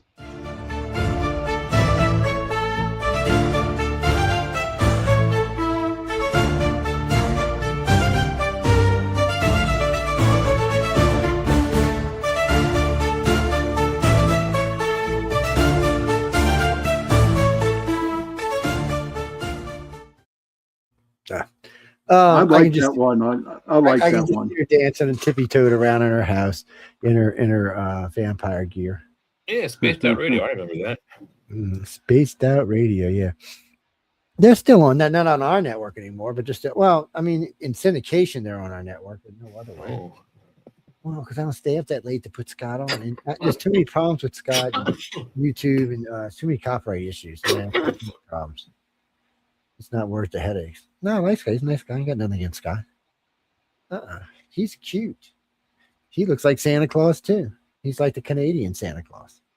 I'm the only Santa Claus. He's got eight elk pulling his reindeers. I mean, pulling his sled, his reindeers. He better be pulling his reindeers, man. It might be illegal. I don't know. Mark, actually, Trump didn't say that, but one of Trump's people said that we should go in and remove Carney from office. That is a true statement. Somebody did say that. Removing someone from... Well, let me ask you this. How many people live in Venezuela? You got to Google that. Ask Google, Jay, how many people in Venezuela? Google, how many people currently live in Venezuela? Venezuela, baby. The current population of Venezuela is estimated to be about 28.6 million people. 30 million. Okay, how many live in Iran? How many people live in Iran? Hey, Google, how many people live in Iran? The population of Iran is currently estimated to be about 93.2 million people. 100 million. Okay, so there's 40 million people in Canada versus 120 million between Venezuela and Iran. I guess it ain't that bad of an idea, is it? We're going to go in and take over Iran. What the fuck? They've got almost twice the population in Canada. Oh, no, yeah. They got but Iran has more oil than Canada does. Yeah, Iran's got more oil, more money, and more military than Canada. Canada's kind of useless these days. Canada wants to go. Does Canada have a military? Canada's not. Does Canada have a military? It's a great barrier against Russian missiles. What? Does Canada have a military? Let's make Canada first before they hit us. Canada's military is us. Yeah. That's exactly what I'm saying. It's a great buffer zone. It makes it harder for our enemies to get us. As far as Canada does have some sort of a very small military, but their real military is us. And Canadians have admitted that they do what they do and spend the money they spend because they know America will keep them safe. And we don't have a choice because we can't allow Russia or China to get a foothold there. So my point is, and a lot of more Americans' point is now that if we're going to do this and Canadians are going to take advantage of this, then they should be a fucking territory and pay taxes. And you know what, Canadians? Your taxes would go down by about 30% when you join as a territory. And your health insurance will increase by at least double. No, their health. No, you're afraid not. Canada pays more in healthcare and has way worse. Better. It needs help still too. I'll show you the major differences between our healthcare, Canadian healthcare, or British healthcare. You need an MRI, you get it same day here. You can wait up to 2 years in Canada to get a fucking MRI. The average is 8 months. 8 months, your cancer could have bloomed twofold. A good friend of mine, matter of fact, used to host on a network. He needed to get a valve done in his heart. They told him, "Oh, we get it about 6 months." It was 18 months. He died from this valve because they never could get around to fixing it. Yeah, I'll give you that on the X-ray. So you may not get it that day unless you're at the ER. Usually they're not a walk-in kind of thing. X-rays, like for example, if you have kidney stones like I have, when you go for follow-ups, you can usually walk into the X-ray clinic like 20 minutes before your appointment at the urologist, and they can go clink and get your KUB pictures, X-rays there, and then by the time you get to the office visit, they've already transmitted my X-ray. So that's a walking kind of thing that I'll give you. But MRIs, it's within a day or two usually. I mean, usually you have to make an appointment though. Well, MRIs depending on what it is and what's going on. That's why I like the VA hospital, because I tell you what, I had an appointment with my doctor on Friday morning.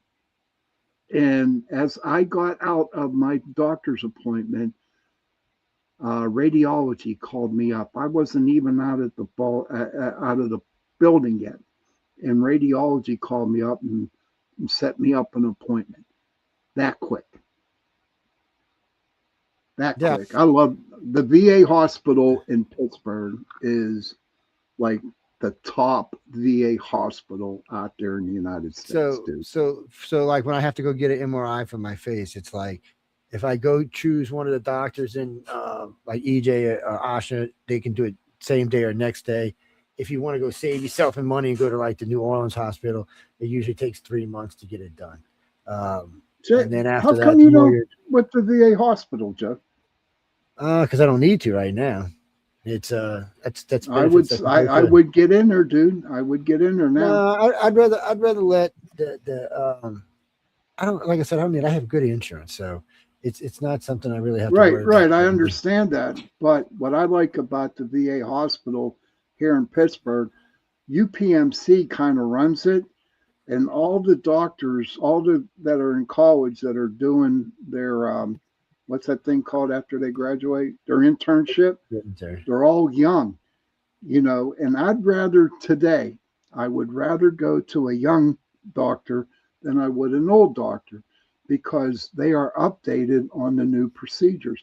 The girl who did my cancer, the girl who took out my lung, was 36 years old. Yeah, that's a good age. Yeah. The one replaced my wife's hip was probably about that. He was about 36. He was pro. But when you're doing stuff like that, you're going to be the A game, or the guy who's telling you how to do it and what it was probably older than them, probably about 10 or 15 years older than them. But they're not the one doing the surgery anymore, because one, they don't have to, and two, they've taught somebody else how to do it. But that's another thing about the United States. Everything by robotics, man. A lot of it is everything by robotics. Yeah. But what's that, Marcy? Marcy, if you really want to know about Canadian healthcare, there's a lot of videos on YouTube. So there's a famous Olympic winner, gold winner from the last 4 years, Winter Olympics. She was in the United States skiing, got hurt. So she went down to the hospital. They brought her in, they x-rayed her, they set her cast, they fixed her all up and sent her home. This chick was flipping out. She did an 1.5-hour video on what the difference between American and Canadian healthcare is. She said, if I would have showed up, they wouldn't have brought me to the emergency room. They would have sent me to this place, and I'd have had to wait probably 4 or 5 days before I got the x-ray. Probably would have been another 2 days before I seen a doctor. She said it's fucking ridiculous. It's not even the same thing. He said Americans is instant health care, and here it can be months.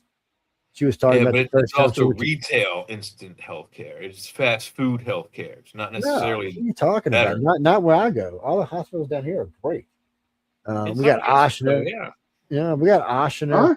Oshner's got the #1 burn victim and the #1 cancer unit in the United States. And then we've got Atlanta, which has got the other #1 cancer unit in the United States. Where the disease control center is. What the hell is that? I can't remember the name of it. But not all hospitals in the United States are slap bang excellent hospitals like that. No, not all of them are, but that's your choice. Almost all of the pharmaceutical companies are 100% out for profit, and so are most of the medical. But not anymore, are they? Thanks to Uncle Trump. Do you remember? Let's hope. They're starting to turn their cheeks. What did he do, Joe? What did he do to Big Pharma? He told them he wanted the same pricing. What do they call it? Priority pricing, like they give Canada and Europe. So they can no longer charge us a different price. You know, they always say Canadian drugs are cheaper. Well, we get to pay the same price now for everything. Now, ours are now cheaper. Yeah, ours were always the highest. They were fucking Americans because they could. Nobody ever questioned it. They were, let's just high drug prices. Well, no, the rest of the world. So the carbazine drug I take in the United States is $400. In Canada, it's $40. Wow. So it means down here for my insurance, it would be free. It's one of those things. It's a bullshit. I mean, my insurance covers it down here, but it's free. It's wait, man, you gotta wait. I got something we're gonna play before that. And then no, you know what? No, go ahead and play it, and I'll play the one after. No, go ahead and play it. Oh, I'm sorry. What is it? Well, we're getting ready for break. It's what's one of those redneck videos. Yeah. Okay. You don't recognize it yet? And then I've got the song that followed up from the song I played. All right, well, go ahead and get yours ready if you want. I'll go ahead and start her up. Go ahead. Let's go ahead. We're good.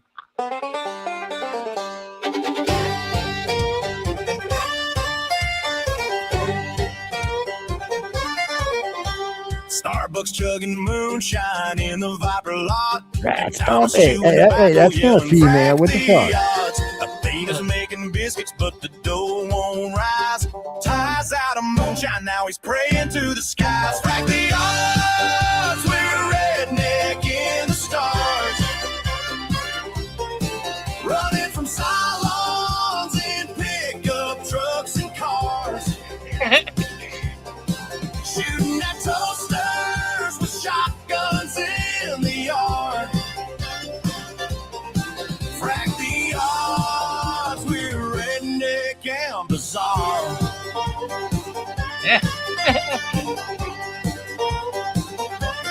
Hey, there's an actual Cylon.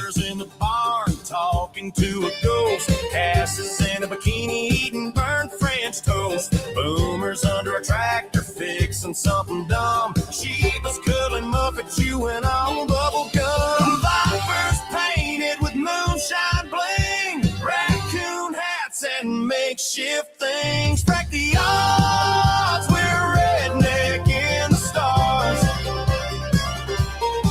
Running from salons and pickup trucks and cars.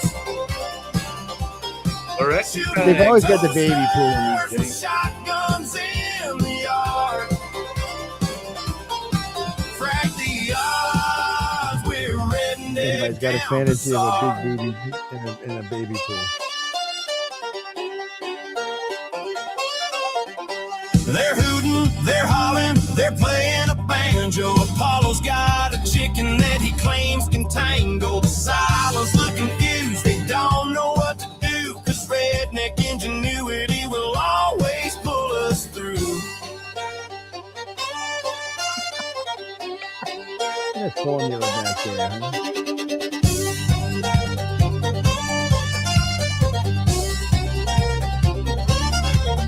Frack the odds, we're redneck in the stars.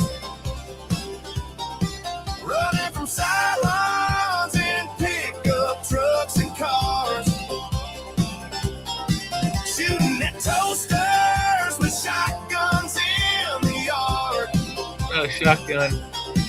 Frack the odds, we're redneck and bizarre.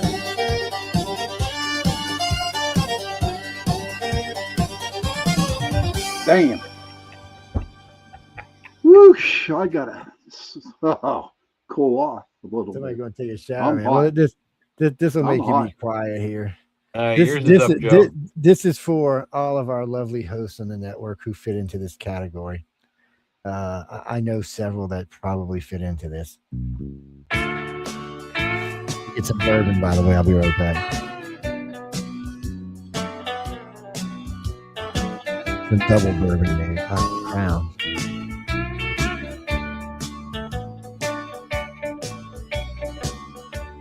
Well, I was driving down I-95 the other night. Somebody nearly cut me right off the there. road. I decided it wasn't going to do any good to get mad, so I wrote a song about him instead. Oh, wow. It goes like this. Were ye born an asshole, or did you work it your whole life? Oh my God, yes. Either way, it worked out fine, 'cause you're an asshole tonight.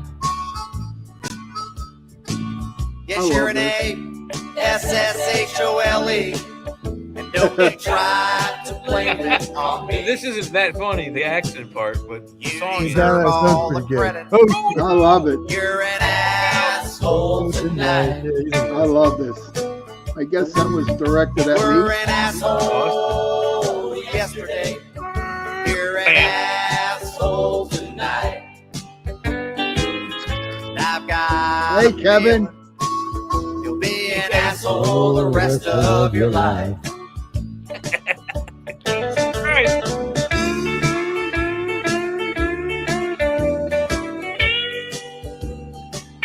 Whoa, holy Jesus.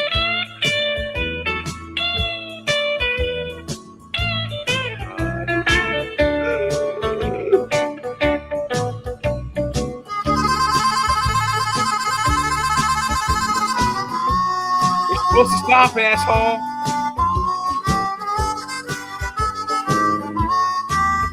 Man, there's a lot of assholes in this video. Jesus Christ, yeah, look at that one. And I was talking He's running the rail. to your mother just the other night. I told her I thought you were an asshole.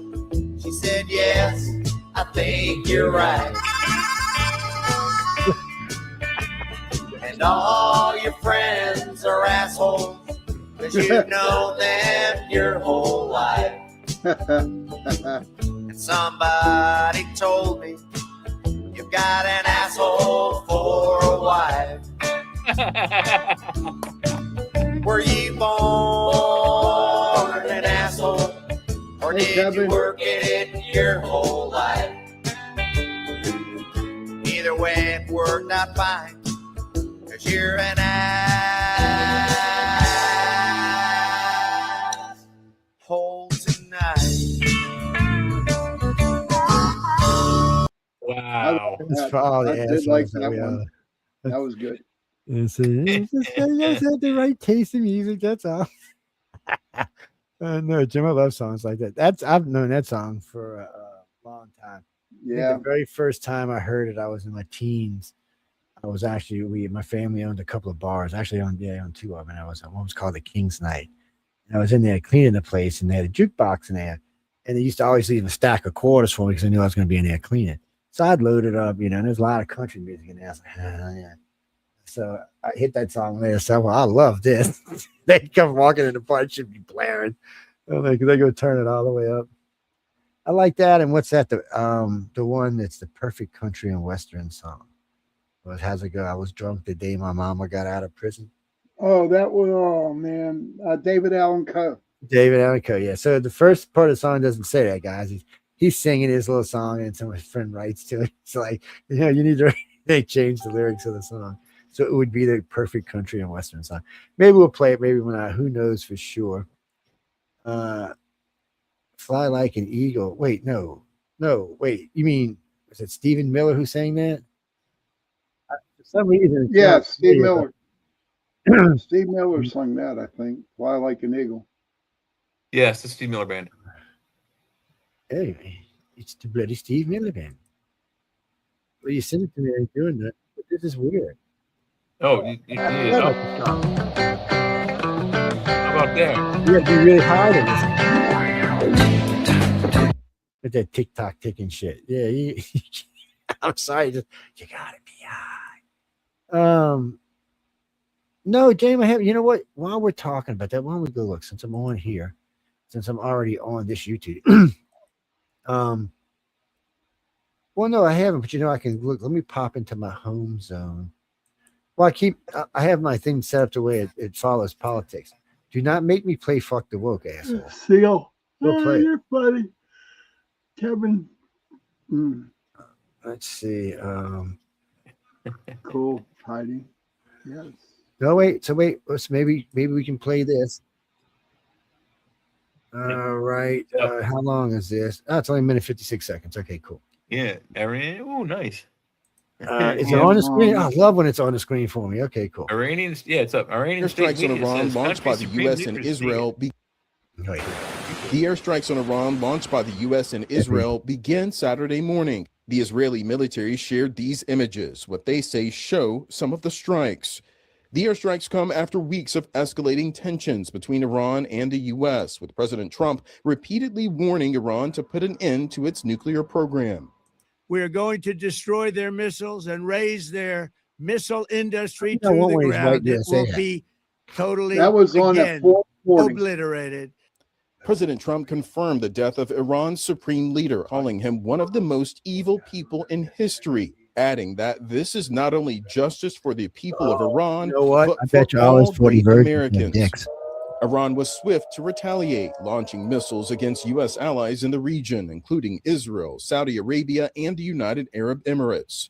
President Trump warned there could be U.S. casualties as Iran targets U.S. military forces in the region. The Iranian regime seeks to kill. The lives of courageous American heroes may be lost, and we may have casualties. That often happens in war. Well, a group of leading U.S. lawmakers known as the Gang of Eight were notified by Secretary of State Marco Rubio about the attack. Some Democratic lawmakers are expressing concern that the strikes were launched without congressional approval. Don't have to. In the U.S., New Yorkers expressed unease over the news of the airstrikes. Like I'm instinctively worried whenever, the United We're worried just knowing you live in our country, man. People, but sometimes it works fine and sometimes it doesn't. I'm horrified. There's no grounds for it. The New York Police Department says it is boosting security around sensitive sites, including religious and diplomatic institutions. Willie James Inman, CBS News, West Palm Beach, Florida. So no matter what, liberals are just trained to just have to say bullshit. I mean, that woman cannot think that it's okay in Iran. There's just no way she could have thought that. She probably don't even know what's going on in Iran, Joe. Well, then she shouldn't comment on it. Oh, hey, Kevin, I didn't see you in it. It's she shouldn't comment on it. She should have said, well, I don't really know. I can't say anything. Because it's bullshit. They're commenting on stuff that they don't really know. I mean, most information coming out of there is sporadic anyway. They've killed their internet. Got her 5 seconds of fame. Yeah, well, she got 5 seconds or something. Let's see if there's anything else out there, Kirby. Jay, put some stuff up that I sent you. What is? Hang on a second. I'm kind of in the middle of eating dessert here. All right. So the next one that was up after that was the this Jeffrey Mead fellow. Yeah. Second. You know, it was kind of funny about the protesting today, especially the one in New York. It was kind of hell. Hell. Heidi lost her lighter. Heidi. So it was kind of weird in New York that the protesting was going on before they actually mentioned the strikes in public. Mm-hmm. So they're right about them being, and they were saying the one today in New York was being bussed around. It was they were very well organized. They knew ahead of time, which means somebody in Congress leaked it. That's why, you know, people ask all the time, well, I don't know why the president won't tell Congress, because Congress leaks like a fucking sieve. That's why. If they already, you heard what he said, they did tell the Gang of Eight. They told 8 Democrats about what was going on. So it wasn't like nobody knew, but they don't trust them. What do you think would happen if they told AOC or Jasmine Crockett? 5 minutes later, they'd have been on the news. Oh, we're going to go blow them up. We ain't did it yet, but we're headed there right now. Yeah, okay. And what would have happened? We'd have lost people because they'd have been waiting for us.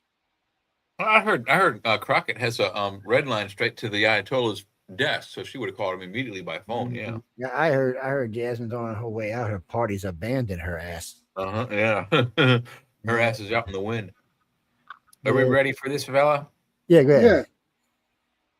What I can say is new right now. We're just getting word that the Kingdom of Saudi Arabia says they will join the U.S. in the operation against the Islamic Republic of Iran. They said that this comes in the wake of Iran attacking the U.S. base in Saudi Arabia. I just spoke to a senior U.S. official who said the Iranians made a big mistake by firing on Arab coalition partners. Now they are likely to respond. So by Iran firing missiles at UAE, Bahrain, Qatar, Kuwait, Saudi Arabia, and Jordan, they are now likely to fire back at Iranian targets. So those coalition partners are now going to enter this operation that started off as a U.S.-Israeli operation. For starters, there's a lot going on right now.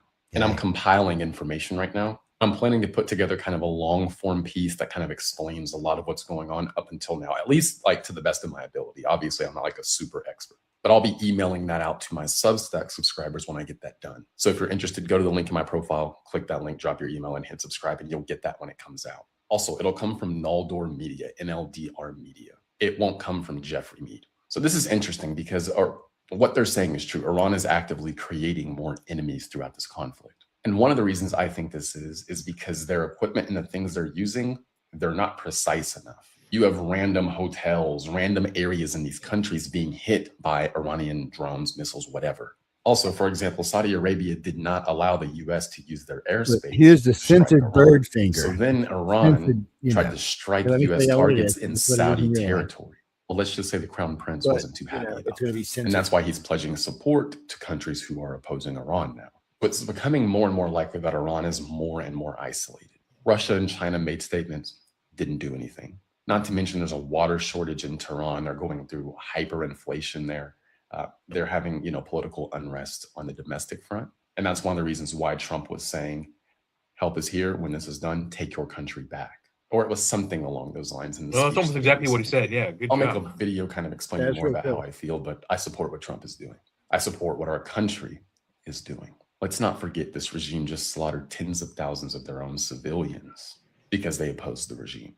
Unarmed civilians. Let's not forget that this country is the largest state sponsor of terror in the world. For example, one of the groups they sponsor, Hamas, Israel, October 7th, there's video of this man trying to behead a man with a hoe, a gardening tool, repeatedly striking him in the neck. These are the type of people that Iran funds and allies with. Well, I have no problem with us working to cut them down to size. For example, if you have cancer, do you wait till you really start having problems with the cancer to do something? Or do you try to get rid of it way before you get to that point? That's where I'm at. What I can say is new right now. Wow. We need to get him on the show. He seemed pretty well informed. Yeah, I've heard him a couple times. He's on one of my lists. He comes around. Here, let me put some Bill Maher up here for us. Little comic relief here. Let's go comic relief. You don't want to use Bill Maher.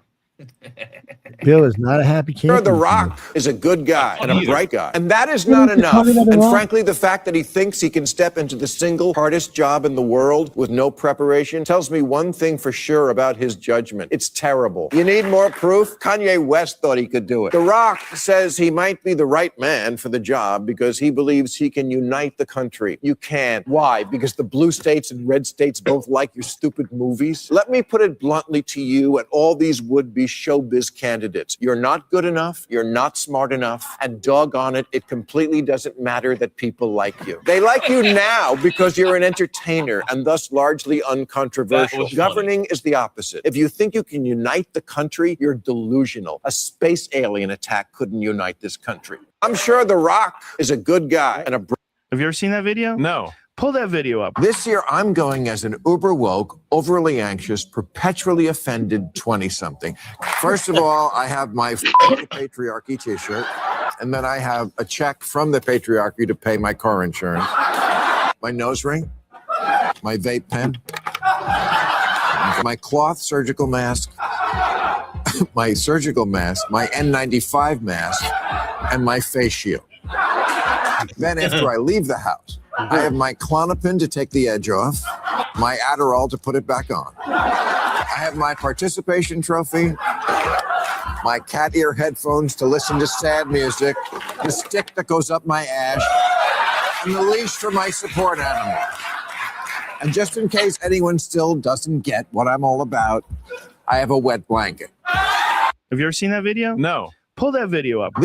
This is yet another example of Senator Kennedy. Absolutely hilarious. Americans do not deserve to be governed by deeply weird, narcissistically woke people who hate George Washington, Thomas Jefferson, Abraham Lincoln, Dr. Zeus, and Mr. Potato Head, who hyperventilate on their yoga mats if you use the wrong pronoun, who think kids should be able to change their gender at recess, who carry around Ziploc bags of kale to give them energy, and who think they are better than us. By the way, to me, kale tastes like I'd rather be fat.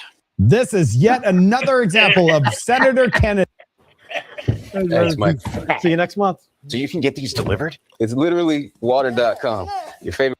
Maybe the question that today's protester needs to ask themselves more than any other is, why do I care so much about this particular cause? North Korea starves its people. China puts them in concentration camps. Myanmar brutalizes the Rohingya. Boko Haram kidnaps whole villages of women. The president of Burundi says gays should be stoned to death because they, quote, deserve it. Nothing? Ukraine? Maybe if these Google employees had the slightest idea what kind of fundamentalist, oppressive assholes they're supporting, Hamas, the Houthis, Hezbollah, the Iranian Revolutionary Guard, they might take it a little easier on the world's greatest monster, Genocide Joe. Genocide, by the way, is when you want to wipe out an entire people. That's the stated goal of Hamas. That's what from the river to the sea means. Hamas would do that to Israel, but can't. Israel could do that to them, but doesn't. Maybe the question that today's protester needs.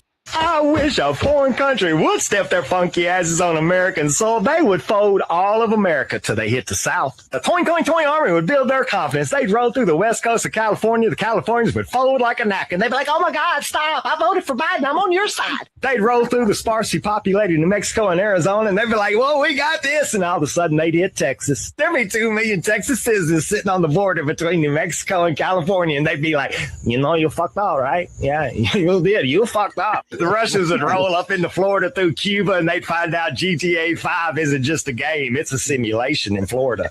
Iran would try to float down the river and come in through Memphis, Tennessee, and they'd be like, sir, we took heavy casualties in Memphis, Tennessee. And they'd be like, why? They'd be like, because we ran out of bullets before they did. See, we got a secret weapon down here in the South. You could call it a bioweapon. We call it humidity. Commanders be looking at the weather forecast. Well, it's only showing 90 degrees. It's a perfect day for battle. 8 hours after the battle started, all these foreign generals would be saying the same thing to their foreign presidents. Sir, we lost 3/4 of our army due to dehydration. The Americans seemed unaffected. I wish a foreign country would stand. Oh, shit. No,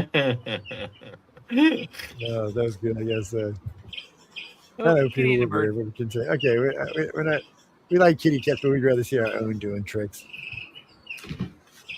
What do you think of Whoopi Goldberg saying it's worse to be a black person in America today than a woman in Iran? My district in the great state of Texas is actually a white majority district that President Trump would have won by 25 points. As I said, I'm a direct descendant of a slave. My great-great-grandfather was born on a Rosedale plantation. I am literally being judged not by the color of my skin, but by the content of my character. That's the progress, because, like, a lot of white people had to vote for me.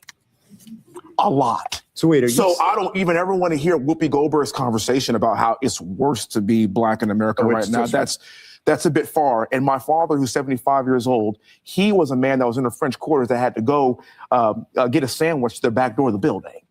And his son is now a United States congressman in a white majority district in Texas as a Republican. That is America. That's America. What do you think of Whoopi Goldberg? This is a perfect example of why Senator Kennedy is a national treasure. President Biden, for the first time in this country's history, prosecuted a former president, a former opponent, who was his current opponent. But again, it was the first time we did that. It was also the first time that something prompted us to do that. No. Wait a minute. They're alleged that President Trump defrauded the American people. What does that mean? How about when President Obama said, if you like your insurance, you can keep your insurance? Is that fraud? Not quite on this. No. Come on. But is that fraud? It wasn't the best thing he ever said, and it turned out to be not completely true. How about the people around President Biden who hid studiously and successfully the fact that he had neurodegenerative disease? Should they be prosecuted? This is a perfect example of why Senator Kennedy is a national treasure. President Biden, for the first time in this country's history, prosecuted a former president, a former opponent, who was his current.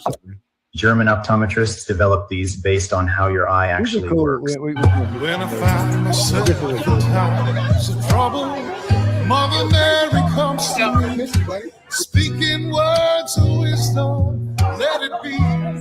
Jesus, the dog leaves. And in my hour of darkness, she's standing right in front of me, speaking words of wisdom, let it be. Let it be, let it be, let it be, oh, let it be. Whisper words of wisdom. Miss me, yeah. Broken hearted people living in the world of greed. There will be an answer, let it be. Though they may be parted, there is still a chance that they will see. When I find myself in times of trouble. Welcome. 99% of the shit that the bullshit propaganda media said about the president is bullshit. Yeah. But the one thing they got right was that 3 a.m. tweet shit. He texts me at 2:30 in the morning. I'm in bed asleep with my wife, my phone, ding, ding, ding. I'm like, I woke up and was like, hey, yo, Tyrus, it's the president. I just filled California up with water. Governor's pissed. Look at these pictures. Post them tomorrow. LOL. I text him right back. You cold-blooded, Mr. P. Cold-blooded. I bet he was, man. You filled up all the reservoirs? All of them. Hashtag that little fish.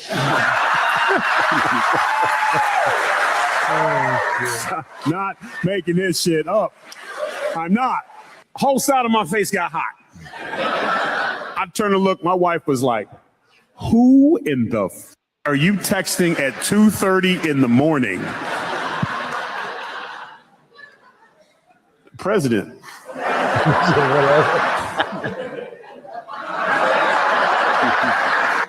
Tell the bitch she can have you.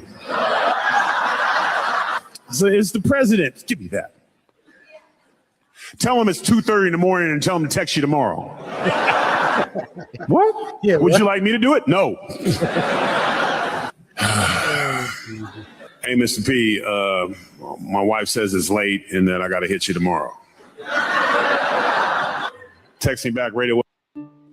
99%. Welcome to Top Heroes. It all starts with a small 99%. Welcome to Top Heroes. It all starts with a game. Yeah, if it Welcome to Top 99% of the shit that the bullshit propaganda. Can't listen to it. Welcome to Top Heroes. It all starts. Hey, buddy. Mother Mary comes to me, speaking words of wisdom. And in my He's happy and pissed. she is standing right in front of me, speaking words of wisdom. Let it be. He broke the lead. Let it be. Let it be. Let it be. Oh, buddy. Damn. Wow. Broken-hearted people. That's a big German Shepherd right there. They're pretty. There will be an answer. Let it be.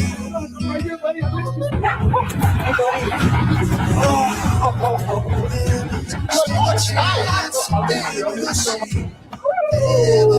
When I find Love is a serious mental disease. They throw their head back. They no, yeah, no. Knowledge is but remembrance. For decades, you've been told that you live on stolen land, that the Indians were peaceful. Your ancestors committed genocide. And guess what? None of it is true. This month, we blow up the biggest myths about the American Indians. This is the real history of the American Indian. For decades. All right, you two, go ahead. What?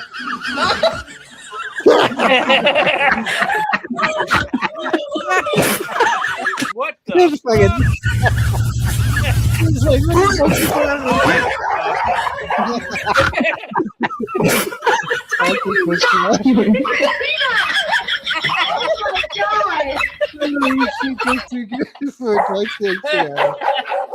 I love these dog faces. Oh, yeah, those are funny. They both. Like, oh, hey, bud, how you been? 2, 3, go.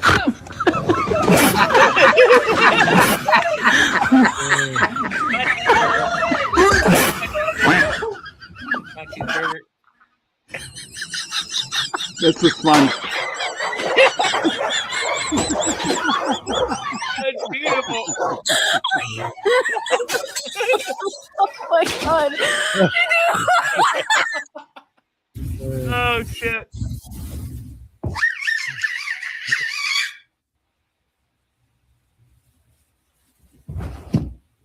The cat, the dog's like, Like, what the hell is this? What is it? That was funny. Listen to what this guy says, because it's proving to be absolutely true. Watch. I made 2 separate videos before the election. One of the videos said I was going to vote for Kamala Harris. The other video said I was going to vote for Donald Trump. And I just wanted to see the mixed reactions from people and how people would react, because I do a lot of work from my hometown, do a lot of work from my community. I work with young boys. And I never said who I was voting for. But I made those 2 videos because I wanted to show people how they are in reality. I made the Donald Trump video and I made the Kamala Harris video. Under the Kamala Harris video, you definitely had some Trump supporters like, well, we understand that you may have a different opinion or whatever, but we still support what you do. Maybe you'll wake up one day, et cetera, you know, things like that. It wasn't nothing vile, wasn't no bad comments or nothing. I made the Donald Trump video. I got people that unfollow me. I got people saying they can't support nothing I do no more. I got folk calling me all types of names, et cetera. But what's crazy is all of the Kamala Harris supporters have become what they accuse Trump supporters of being. When you say you support Donald Trump, y'all be ready to kill him. Y'all ready to burn him at the stake. You calling them all types of names. You unfollow them. You don't care what they're doing for their community. Thank you. I appreciate your hard work.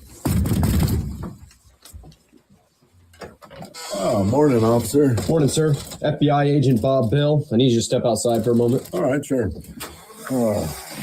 What can I do for you then? I need to inspect your ranch for illegally grown drugs. That's fine. That field over there, though, don't go in that one, though. Sir, I have the authority of the federal government with me.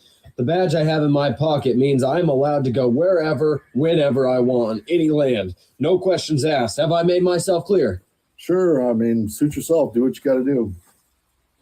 So how exactly did my officer get mauled by a bull? Well, he came out here to search the farm for illegal substances and stuff, and he wanted to search that field over there. And I told him not to go in it, but he said his badge, he could go anywhere on the property he wanted. And my breeding bull, he didn't like him out there, so that's what happened. Did you do anything to try and help him? I mean, I ran out there and I yelled over the fence when he was running from the bull. I said, "Show him your badge! Show him your badge!" Oh, morning, officer. Morning, sir. FBI agent Bob Bill. I need you to step outside for a moment. All right, sure. What can I do for you then? I need to inspect your ranch for illegally grown drugs. Did you see that video? No. Yeah. The category is people who annoy you. Okay. As always, we give you the letters R, T, S, L, and E. We just need 3 more consonants and a vowel. Wait for it. Okay, I'd like a B, an N, and a G. And the vowel? An O, please. Okay, well, looks like you're going to get a lot of help here. The category is people who annoy you. Here it comes. Audience, keep quiet, please.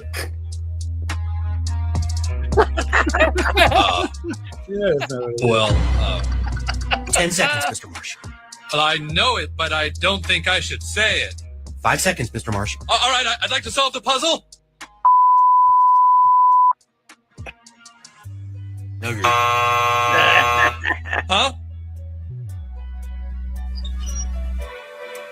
Naggers. Oh. You see that video? No. That's messed up. This motherfucker just ate my pizza. Oh, and I fucking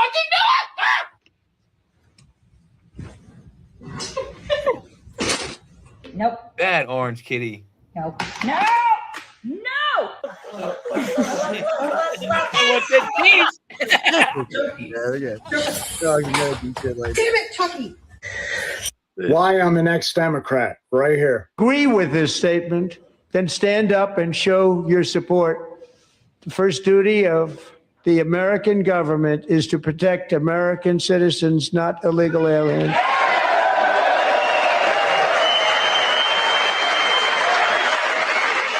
Half the room is sitting. Shameful. That killed the Democratic Not only in the Party states right most there. heavily affected, but in No, every wait. place in this country are rightly disturbed by the large numbers of illegal aliens entering our country. The jobs they hold might otherwise be held by citizens or legal immigrants. The public service they use impose burdens on our taxpayers. That's why our administration has moved aggressively to secure our borders more by hiring a record number of new border guards, by deporting twice as many criminal aliens as ever before, by cracking down on illegal hiring, by barring welfare benefits to illegal aliens.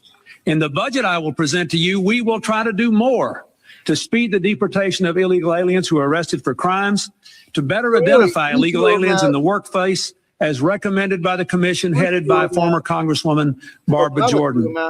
We are a nation of immigrants, but we are also a nation of laws. They come to our state, it's an invasion, it's an occupation. This old starship might be damaged, but it's still... Oh, yeah.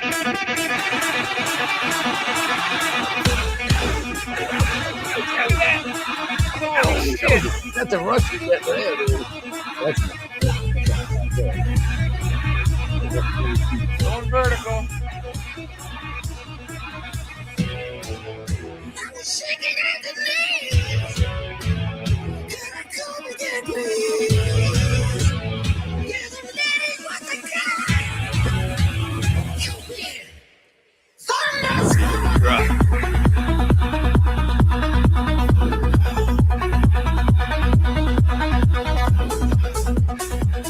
God damn.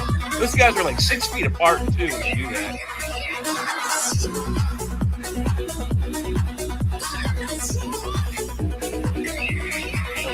Boy, Joe, you really lit a fire under Jay's ass right now.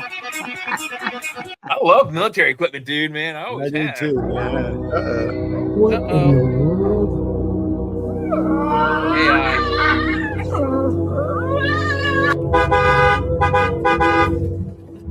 AI. Bullshit. There's a whole bunch of these all over the place. Hey, Heidi, use your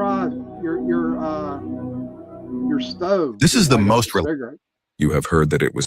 If aliens really exist, then right now they can't see us. And it's not because we're hidden. Imagine an alien civilization on a planet 50 million light years away, aiming an incredibly powerful telescope at Earth. They wouldn't see cities, humans, or even mammals. They'd be watching dinosaurs walking across the planet. That's because whenever you look out into the universe, you're looking into the past. And in the naked light I saw 10,000 people leaving. And in the naked light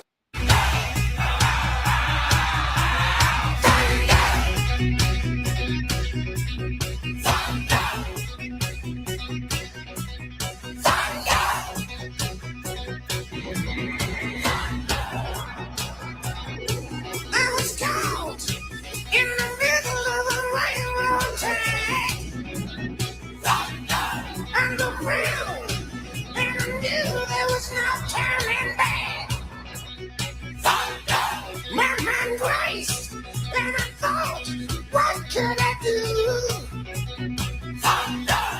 Joe, are they F-22s?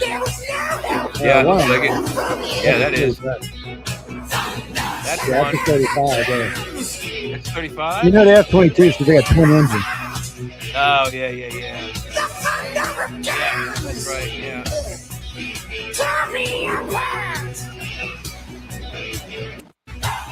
As far as I know, they don't. I used to be pretty woke. I had the TDS, the Trump derangement syndrome. I thought everybody who voted for Donald Trump was a racist.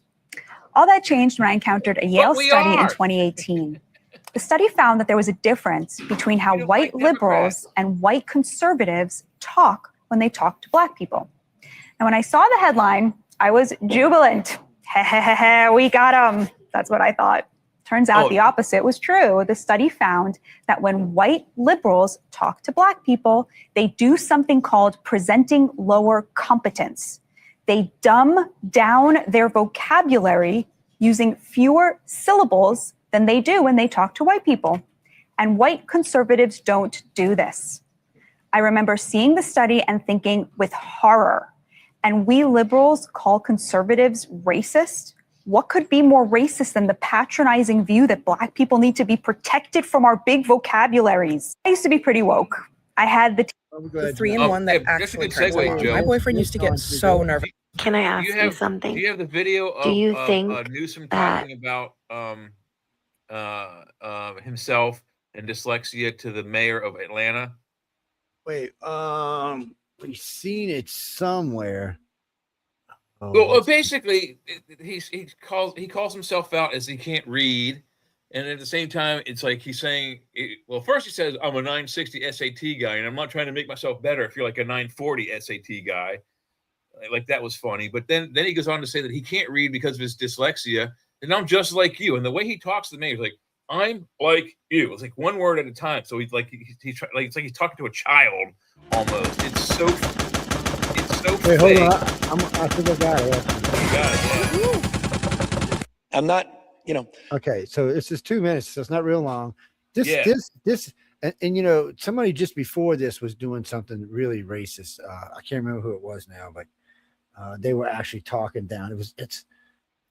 Oh shit, can't remember their name. They were talking about voter IDs and how Black people were too dumb and don't know what a computer is and don't have computers at home. I'm thinking, man, I never. Schumer, but then you also got Harris said that there's people who live in rural areas that they don't have access to a Kinko's. They can't Xerox their ID. What? Yeah. What the fuck is wrong with her? I mean, these people are. And actually, today you don't even need to do that. You can just put it on your wallet on your phone and show it when you go. Look, when I got my Social Security card sent to me, all I had to do was send a picture of my ID through my phone to the website, and they're like, "Okay, cool, bing." And we had to send both sides of it, but all you do is take a picture with your cell phone. A, B, if you don't, if you don't have access to a Kinko's, how is that a reason for not making them have an ID to vote? Yeah. I'm sorry, you can't vote because you're not near Kinko's. We don't even have them anymore, man. We don't have them no more. They went off. Yeah, there's any left. They're sporadic at all, for one thing. But for one other thing, as a parameter for someone needing to get an ID, that they have to have a Kinko's nearby, that they're incapable to have proper identification. It's just their reasonings are improperly insane. Here y'all go. This is the future president of the United States of America. I'm not trying to impress you. I'm just trying to impress upon you. I'm like you. I'm no better than you. I'm no better than you. I'm a 960 SAT guy. and I'm not trying to offend anyone, trying to act all there if you got 940. But literally a 960 SAT guy. I cannot, you've never seen me read a speech because I cannot read a speech. Maybe the wrong business to be in. My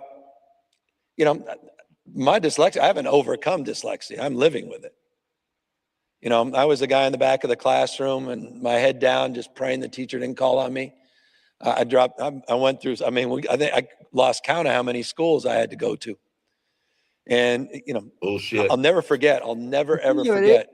My mom's choice was never to label me. She just had to struggle with me. And I walked in, I'll never forget this. My uncle had It was probably 8th or 9th grade, walking home, got home early. My mom was always working. So, I'm cooking, literally lived on Stouffer's lasagna, macaroni and cheese. I got finished, 2 pots of macaroni and cheese and got bored. And I went upstairs and there was a file cabinet open and it said Gavin. In fact, she had a weird name, Gavinsky. That's like my nickname. And I opened it up and it was all of these reports from the doctors. And I never realized I was going after school 3 days a week. I didn't know what for. And it was all around. It was the lisp and the reading, the B's and the R's were backwards, spelling witch, W-I-C-H, or, the whole. And I'm like, what is this? And that's when I learned I had, quote unquote, dyslexia. My mom was furious because she didn't want that to limit me. No, it didn't Lose work. 45 pounds and become unrecognizable by spring. Look, On I've Monday, got March dyslexia. 2nd, starting the chair my Tai whole Chi life. flow. He's an idiot. He's an absolute. I've been living with my entire life. I don't like to read books. It's hard for me to read a book, especially if it's in low light. It either gives me a headache, or eventually I get so lost I have to go back to, sometimes not very far, a paragraph or two usually, but sometimes I have to go 2 or 3 chapters back. I get that lost. Dude, what I do is read the first 10 pages, go to the middle of the book, read 10 pages in the middle of the book, and I read 10 pages at the end, and that's all I can do. I can't. I'm something similar. I read the first sentence, and then I zip to the last page, and I read the last sentence of the book, and I figure out how we got from the first sentence to the last. But my mom, she's pretty crazy. If my mom gets a book, she'll read the ending first and then go back to the beginning. Yeah, wow. Okay. Some people want to know if the book's worth reading. Hey, Sean, this is that one you had up with the it looks like a Fox News report. Let me see. Yeah, it's Fox News report. Hey, do we want to look at this? Yeah, why not? Throw them up, baby. Throw them up. All right. What was I looking for? Oh, hang on. Where's the audio on this damn thing? There it is.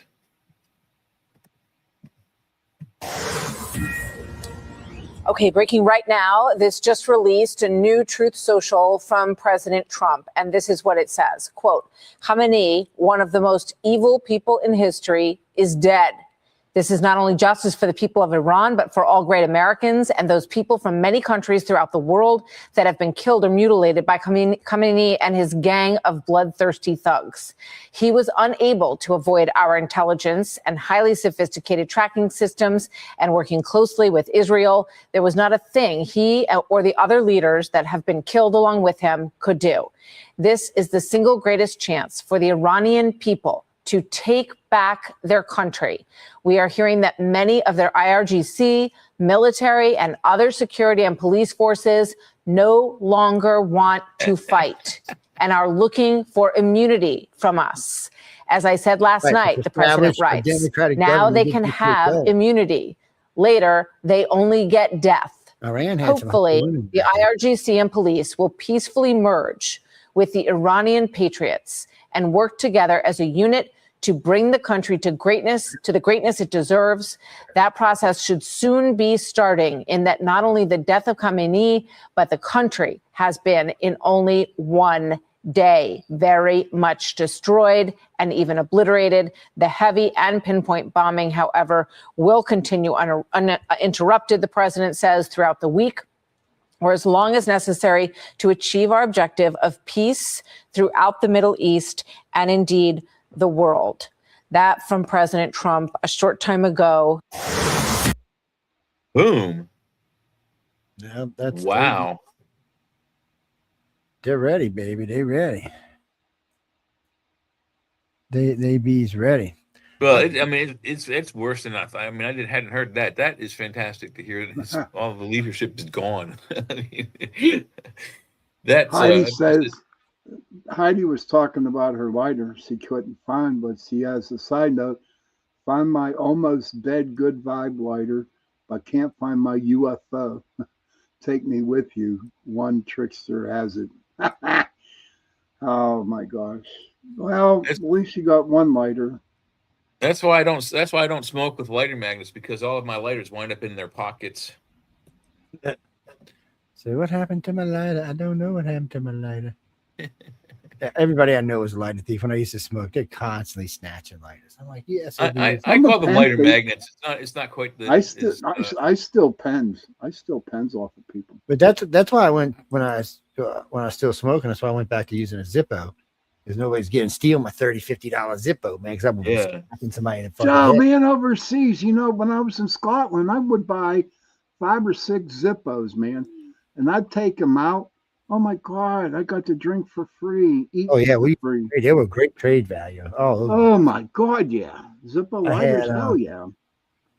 I had picked up I forgot where we were, some little island nation. I picked up a box of buck knives, legit buck knives, and there was 2 sets of them. And I picked them up. I was like $25 some. We're talking like $3,000 or $4,000 sets. And as we were traveling, I sold half of them on the ship. People were just like, yeah, buck knives. What? They were begging me for the fucking things. Because you can't kill a buck. I mean, I got bucks older than I am. Yeah, they just came out with a new Buck 110 with a carbon fiber handle. It's really it's gorgeous, but it's $300. I gave this one to you, Jay, because I know you like airplanes and stuff. So I don't know if it has there was an explosion at the end of this one. So what is it anyway? What kind of plane? That looks like an A-10 Warthog, I think. A-10 Warthog. No, that's an F-18. Oh, yeah, F-18, another twin engine. Can't miss him, boys. Wow. I thought you would like that, Jay. Yeah. F-18s are cool, man. That's bad. From that angle, though, it looks like a Warthog. It has all those damn weapons underneath of it. Yeah, they beastified jets, man. I remember when we first got them, they were beastified. But to me, I used to call them the mini Tomcat because they were a little bit smaller than a Tomcat. Yeah, tighter packed, little different design, kind of same design, but kind of different design. Twin engines, of course. Navy always goes with twin engines. It's one of the reasons they don't like the F-35 because it's only got one engine. I think we got two more that Sean sent. But they're not, and that's a bomber. They're fighters. The main reason why they don't like one engine is because they're over the water. Parachuting out over land's one thing. Parachuting out over the fucking middle of the ocean is a whole nother fucking thing. First off, there's shit out there that'll eat your ass if nobody finds you in time. So they just prefer to be one engine will get you back to the ship. Yeah, what else did I send you, Jay? There's 2 more. This is the second to last one. The first one's almost coming up. The first one's after this. So let me get this loaded up, and then boom. Boom. Boom. This is NBC. Press is joining us now. Kristen, you just got off the phone with the President of the United States, and he talked to you about Khamenei and the possibility that he may have been killed in strikes. What did he tell you? This was an extraordinary 3-minute conversation, Yasmin. Let me read you the key takeaways. I asked President Trump if he had confirmation that Ayatollah Khamenei has in fact been killed. He said to me, I've spoken to a lot of people. We feel that is a correct story. Again, when I asked him about the reports that the supreme leader has in fact been killed, President Trump saying, we feel that is a correct story. He went on to say, quote, a large number of their leaders have also been killed. And that was significant.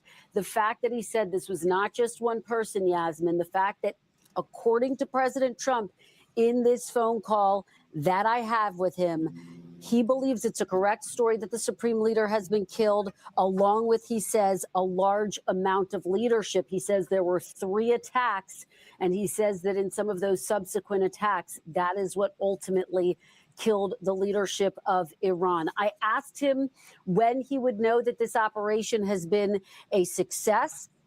He said it is going very well. We're probably, in terms of 0 to 10, we're close to the 10 spot, if not there. It's going very well. Tremendous damage has been inflicted. The leadership is gone. Large portions of the leadership. They don't know how many, he says. But he says that the leadership has largely been wiped out from Iran. That's so good news. Huge news. Revelation and development in this 3-minute conversation with President Trump. When I said specifically, sir, how will you know that this has been a success? He said, quote, Yasmin, I think it's already been a success. When he talks about we're at the 10 spot, Kristen, what do you think he means by that? As in the operation has gone well, or we're He means almost 9.5, 9.9. I think both. I think he is arguing that so far he believes that the United States has hit its targets, that the United States strategy is playing out. It seemed to be that was part of what he was arguing. But I go back to this last statement, and I'll read it to you in full. I was trying to get a sense of just how long this would be. He said, I think it's already been a success. We've inflicted tremendous damage. It would take them years to rebuild. And then I tried to pin him down on a timeline. Unfortunately, as you can imagine, he said he is making a number of calls right now, speaking to other foreign leaders, and had to end the conversation at that point. But in those 3 minutes, again, saying that the U.S. believes that it is a correct report that the supreme leader is killed. I know this was just 3 minutes, Kristen, but I'm going to ask you to read between the lines a little bit more, which you're very good at. When you were talking to this president, we have heard a little bit about what he wants to happen next, but I think it's important to reiterate for folks what it is he wants to happen next, right? If he's reaching his 10, he feels as if we are almost there. It has been a success. Is this now handing the baton over to the Iranian people to see what then happens, what they're able to do to essentially work towards we can't set up a regime there. They're not able to pull that off. I mean, there is still the Revolutionary Guard. There are are still really members trying. of the That Supreme bitch Council there. that are still very much alive. Is the United States, is Israel willing to go back into the ring?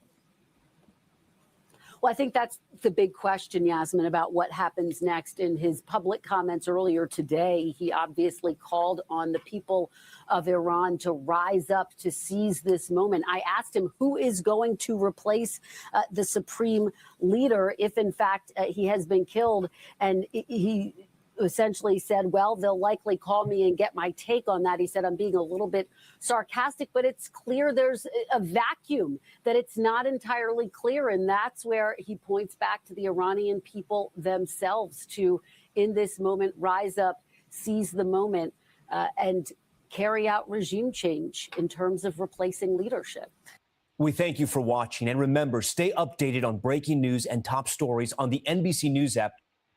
I don't think we're looking at regime change at this point. I think we're looking at 100% government overhaul if they let the people do what the people want to do. We're probably currently in regime collapse. Yeah, so more than likely. So that's probably where we're at. So we'll see this collapse now.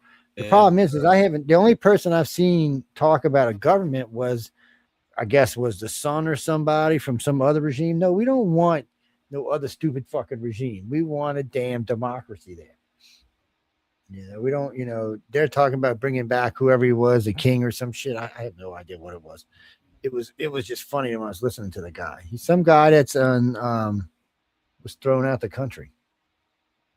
I can't think of his name. He was a prince. He was a prince. He was a prince. That's what he was. Yeah. And they think he should come back and take the country. Now, under him, it was a much better country than it is now, but Yeah, but like I said earlier, I've watched this whole thing from the beginning. In 1980, we were, just starting high school, and all this happened. The Iran hostage affair thing, 444 some days of, I don't remember how many hostages, but the Iran, he had our embassy employees held hostage for over a year and a half, whatever it was. But the thing is that back then I said, take them out now, surround the country, nuke the shit out of them, bomb the living crap out of them, get our people back, and make them fall into line. Put get these radical, and I didn't know the religion back then, but I think these radical clerics, these radical priests, get them out of order. They're not gonna be nice and friendly, and they hadn't been for 47 years. If they had done it that time, we wouldn't be having the situation now. Trump did the right thing by taking them out. They were just delaying and stalling until they had such a chance that they could use a dirty bomb or activate certain cells in America and do some kind of damage. Jay, that one there is long, so that's too long. I thought it was only 36 seconds. Hang on, let me see what that one is. How long is it? Oh, yeah, it's 11 minutes long. I thought it was 36. Yeah, it's long. Shit. Yeah.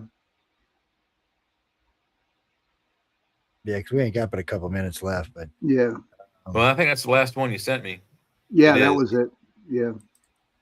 Actually, that was the first one of what you sent me, and we went in reverse order. Que sera, sera. I ain't heard that since I was a fucking kid. Oh my God! It's oldie. Something my mom used to listen to. That was from Julie Andrews or whatever her name was, the Von Trump family. No, no, it wasn't. No, I'm sorry. I don't know where that one came from. Who was the hotsy blonde policewoman back in the day?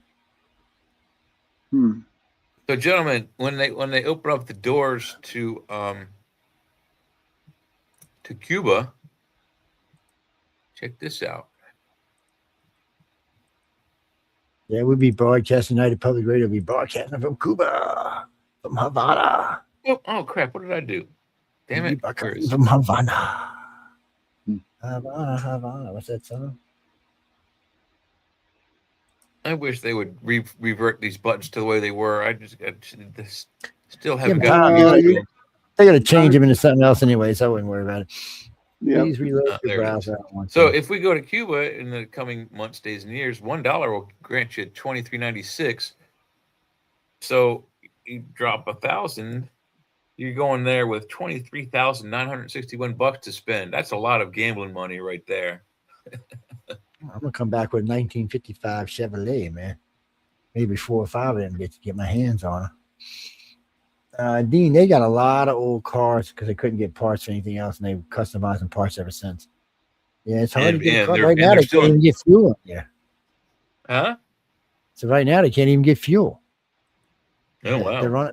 They running out of fuel. They're running. Well, Trump cut them off. Venezuela was the only one giving them gas. They're fixing to be without fuel to run their hospitals. Yeah, Trump ain't playing. Trump just wants it. All he's got to do is say, "Hey, we surrender. We want to be a territory. It's over."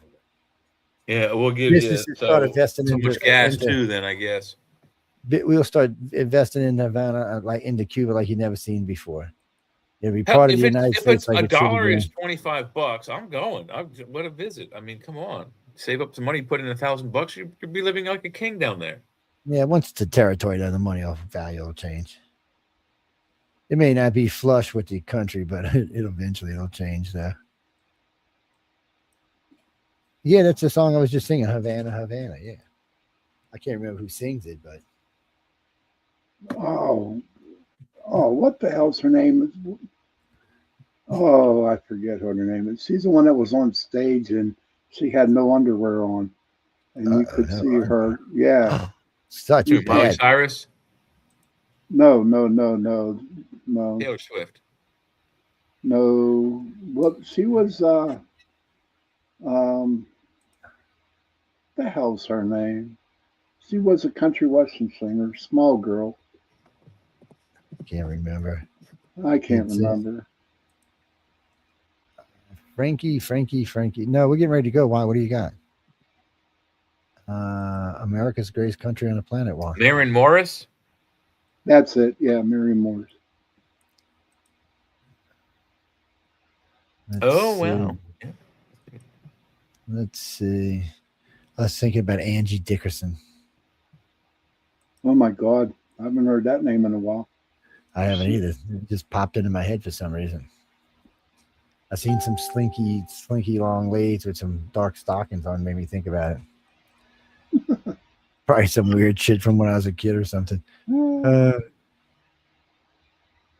Dean. No, radio is always fun to do. Yeah, it's TV's fun to do too. It's both. Well, we got a lot of freeway. I mean, it's a lot of freeway. We got a lot of leeway in what we do. So, especially on tonight's show, it's not really a topic on it today. So we talked about Iran, and then we came back and went around, talked about other things, came back on Iran again. It's just, yes, man, that's how it is. That's the chat. It's the chat. Well, no, coming up next is Sean Hazlitt. Yeah, he's got Chippendales on tonight, I think. Say, so I didn't know you were doing a guest spot on Sean's show tonight, Sean. Awesome. That's right. You got them lovely Chippendales on there. That's right, man. Well, look at this. We didn't even hit a copyright infringement on tonight's show. Wow, we got some sharing issues, but other than that, we got to share. Jimmy, no. Hey, good night, Pause. Good night, buddy. It was like Santa Claus in here or something? Pause Malone. Symphony of the Devil. Okay. That was on this song. This was the wrong one. Wasn't on mine. No, it was on one. It was on last night's show. I was actually looking to take something off of tonight's show. Get the fuck out of here! Wait, let me look at this show. So the author's quill. This video may be limited on ad revenue due to content identified as not suitable for most advertisers. What are you talking about? What? Oh, that's cool. That's cool, Heidi. Oh, wait, we got it. No. Yeah, we want to review this. Where the fuck's the review button? Bullshit, baby. Request review. Yes, I do. Arthur's fucking quill. What's not suitable about it? I've heard some bullshit. We don't even curse on that show. Good night, Pat. We were talking about two different authors. One that's in Germany and one that's in. Okay, that's weird. That's funky weird. I've seen it. Let me. No, Denise. No, we go. I'll give you one question, then we got to go. What is it? Why are we getting involved in Iran? Is that what you want to know? Because Iran won't stop killing people in the Middle East. Look, we're not going to let them have a nuclear weapon. We're not. Iran would have used it. If the Ayatollah had a nuke, they'd be using it right now. He would have already used it. He can't be trusted because they're a terrorist state. Well, we trust China because China trusts us. Same reason Russia does. Same reason all the countries in Europe that have nukes do. Because it's mutual assured destruction. Now, when America puts up its new missile defense shield, that's that electronic shielding around the country, and it just bounces warheads off, then shit's going to hit the fan. Yeah, that would give us the ability to nuke people without retaliation. Holy shit, no way, man. That would be too dangerous. Nah. We got a lot of new weapons in the works. China's got a lot of new weapons in the works. Everybody seems to be building weapons when we should be building peace. Building science, figuring out how we're going to colonize Mars, how we're going to get to Proxima, how we're going to cure all disease and extend life by thousands of years. That's what we should be working on. Not how fast we can fucking melt someone. Oh, that last bomb melted Jay there in about 18 seconds. Can we get it down to like 0.5 milliseconds? Yeah, let's heat it up a little bit there. It's fucking sad, Johnny. It is sad. All the lore's sad. It's not worth it. I thought I'm an Aquarian, so born in the age of Aquarius. I figured, all right, we're gonna see some good shit. Well, we're not quite in the age yet, but we're gonna be there soon. Oh gosh, I'm tired. Okay, Carmen, I don't care what you look. You don't want to stop by the chat room, doofy? Yeah, I was picking on Carmen. No, we gotta go though, guys. Yeah, I gotta get to bed here pretty soon. All right. Me too. I'm hungry. So am I, man. I'm fucking hungry. I ate 3 pieces of a little pizza. Them little. I got plenty of food in me. I'm good. I'm going to bed soon. Chase, he's been eating all night. He's ready to sleep. No, Michael, we're gonna get because it's 9 after. So y'all be sure to come check out Sean Haslett. He's on Darkly, man. You go, the Darkly Hour, and that's not what the real name of the show is, but stop and check him out. He's always got a good guest on. It's a lot of fun to listen to. He's crazier than we are, so that's always a plus. He likes us. I'll be on tomorrow night. Sean will be over. Yes. No, he didn't get his new stripper pole yet, so y'all just shit out of luck on that. But when he gets it, we'll tell y'all. Anyway, on that note, we're going to get out of here. I want to thank everyone for tuning in to United. Good night, everybody. And thank you. Gratitude to you, Heidi. Yes, you weird people.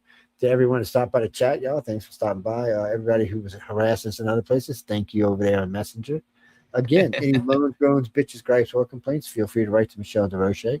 Like I said, she's been feeling lonely lately. Yes. Yeah, we've been good. We've been good lately. So we're behaving. Yeah, so y'all need to write to her. Behaving. So. Yes. Well, yeah, because when we talked, Jay and I were talking about it last night because we just got off a strike last night. Yeah, right as our show came on, it took us off. Mm-hmm.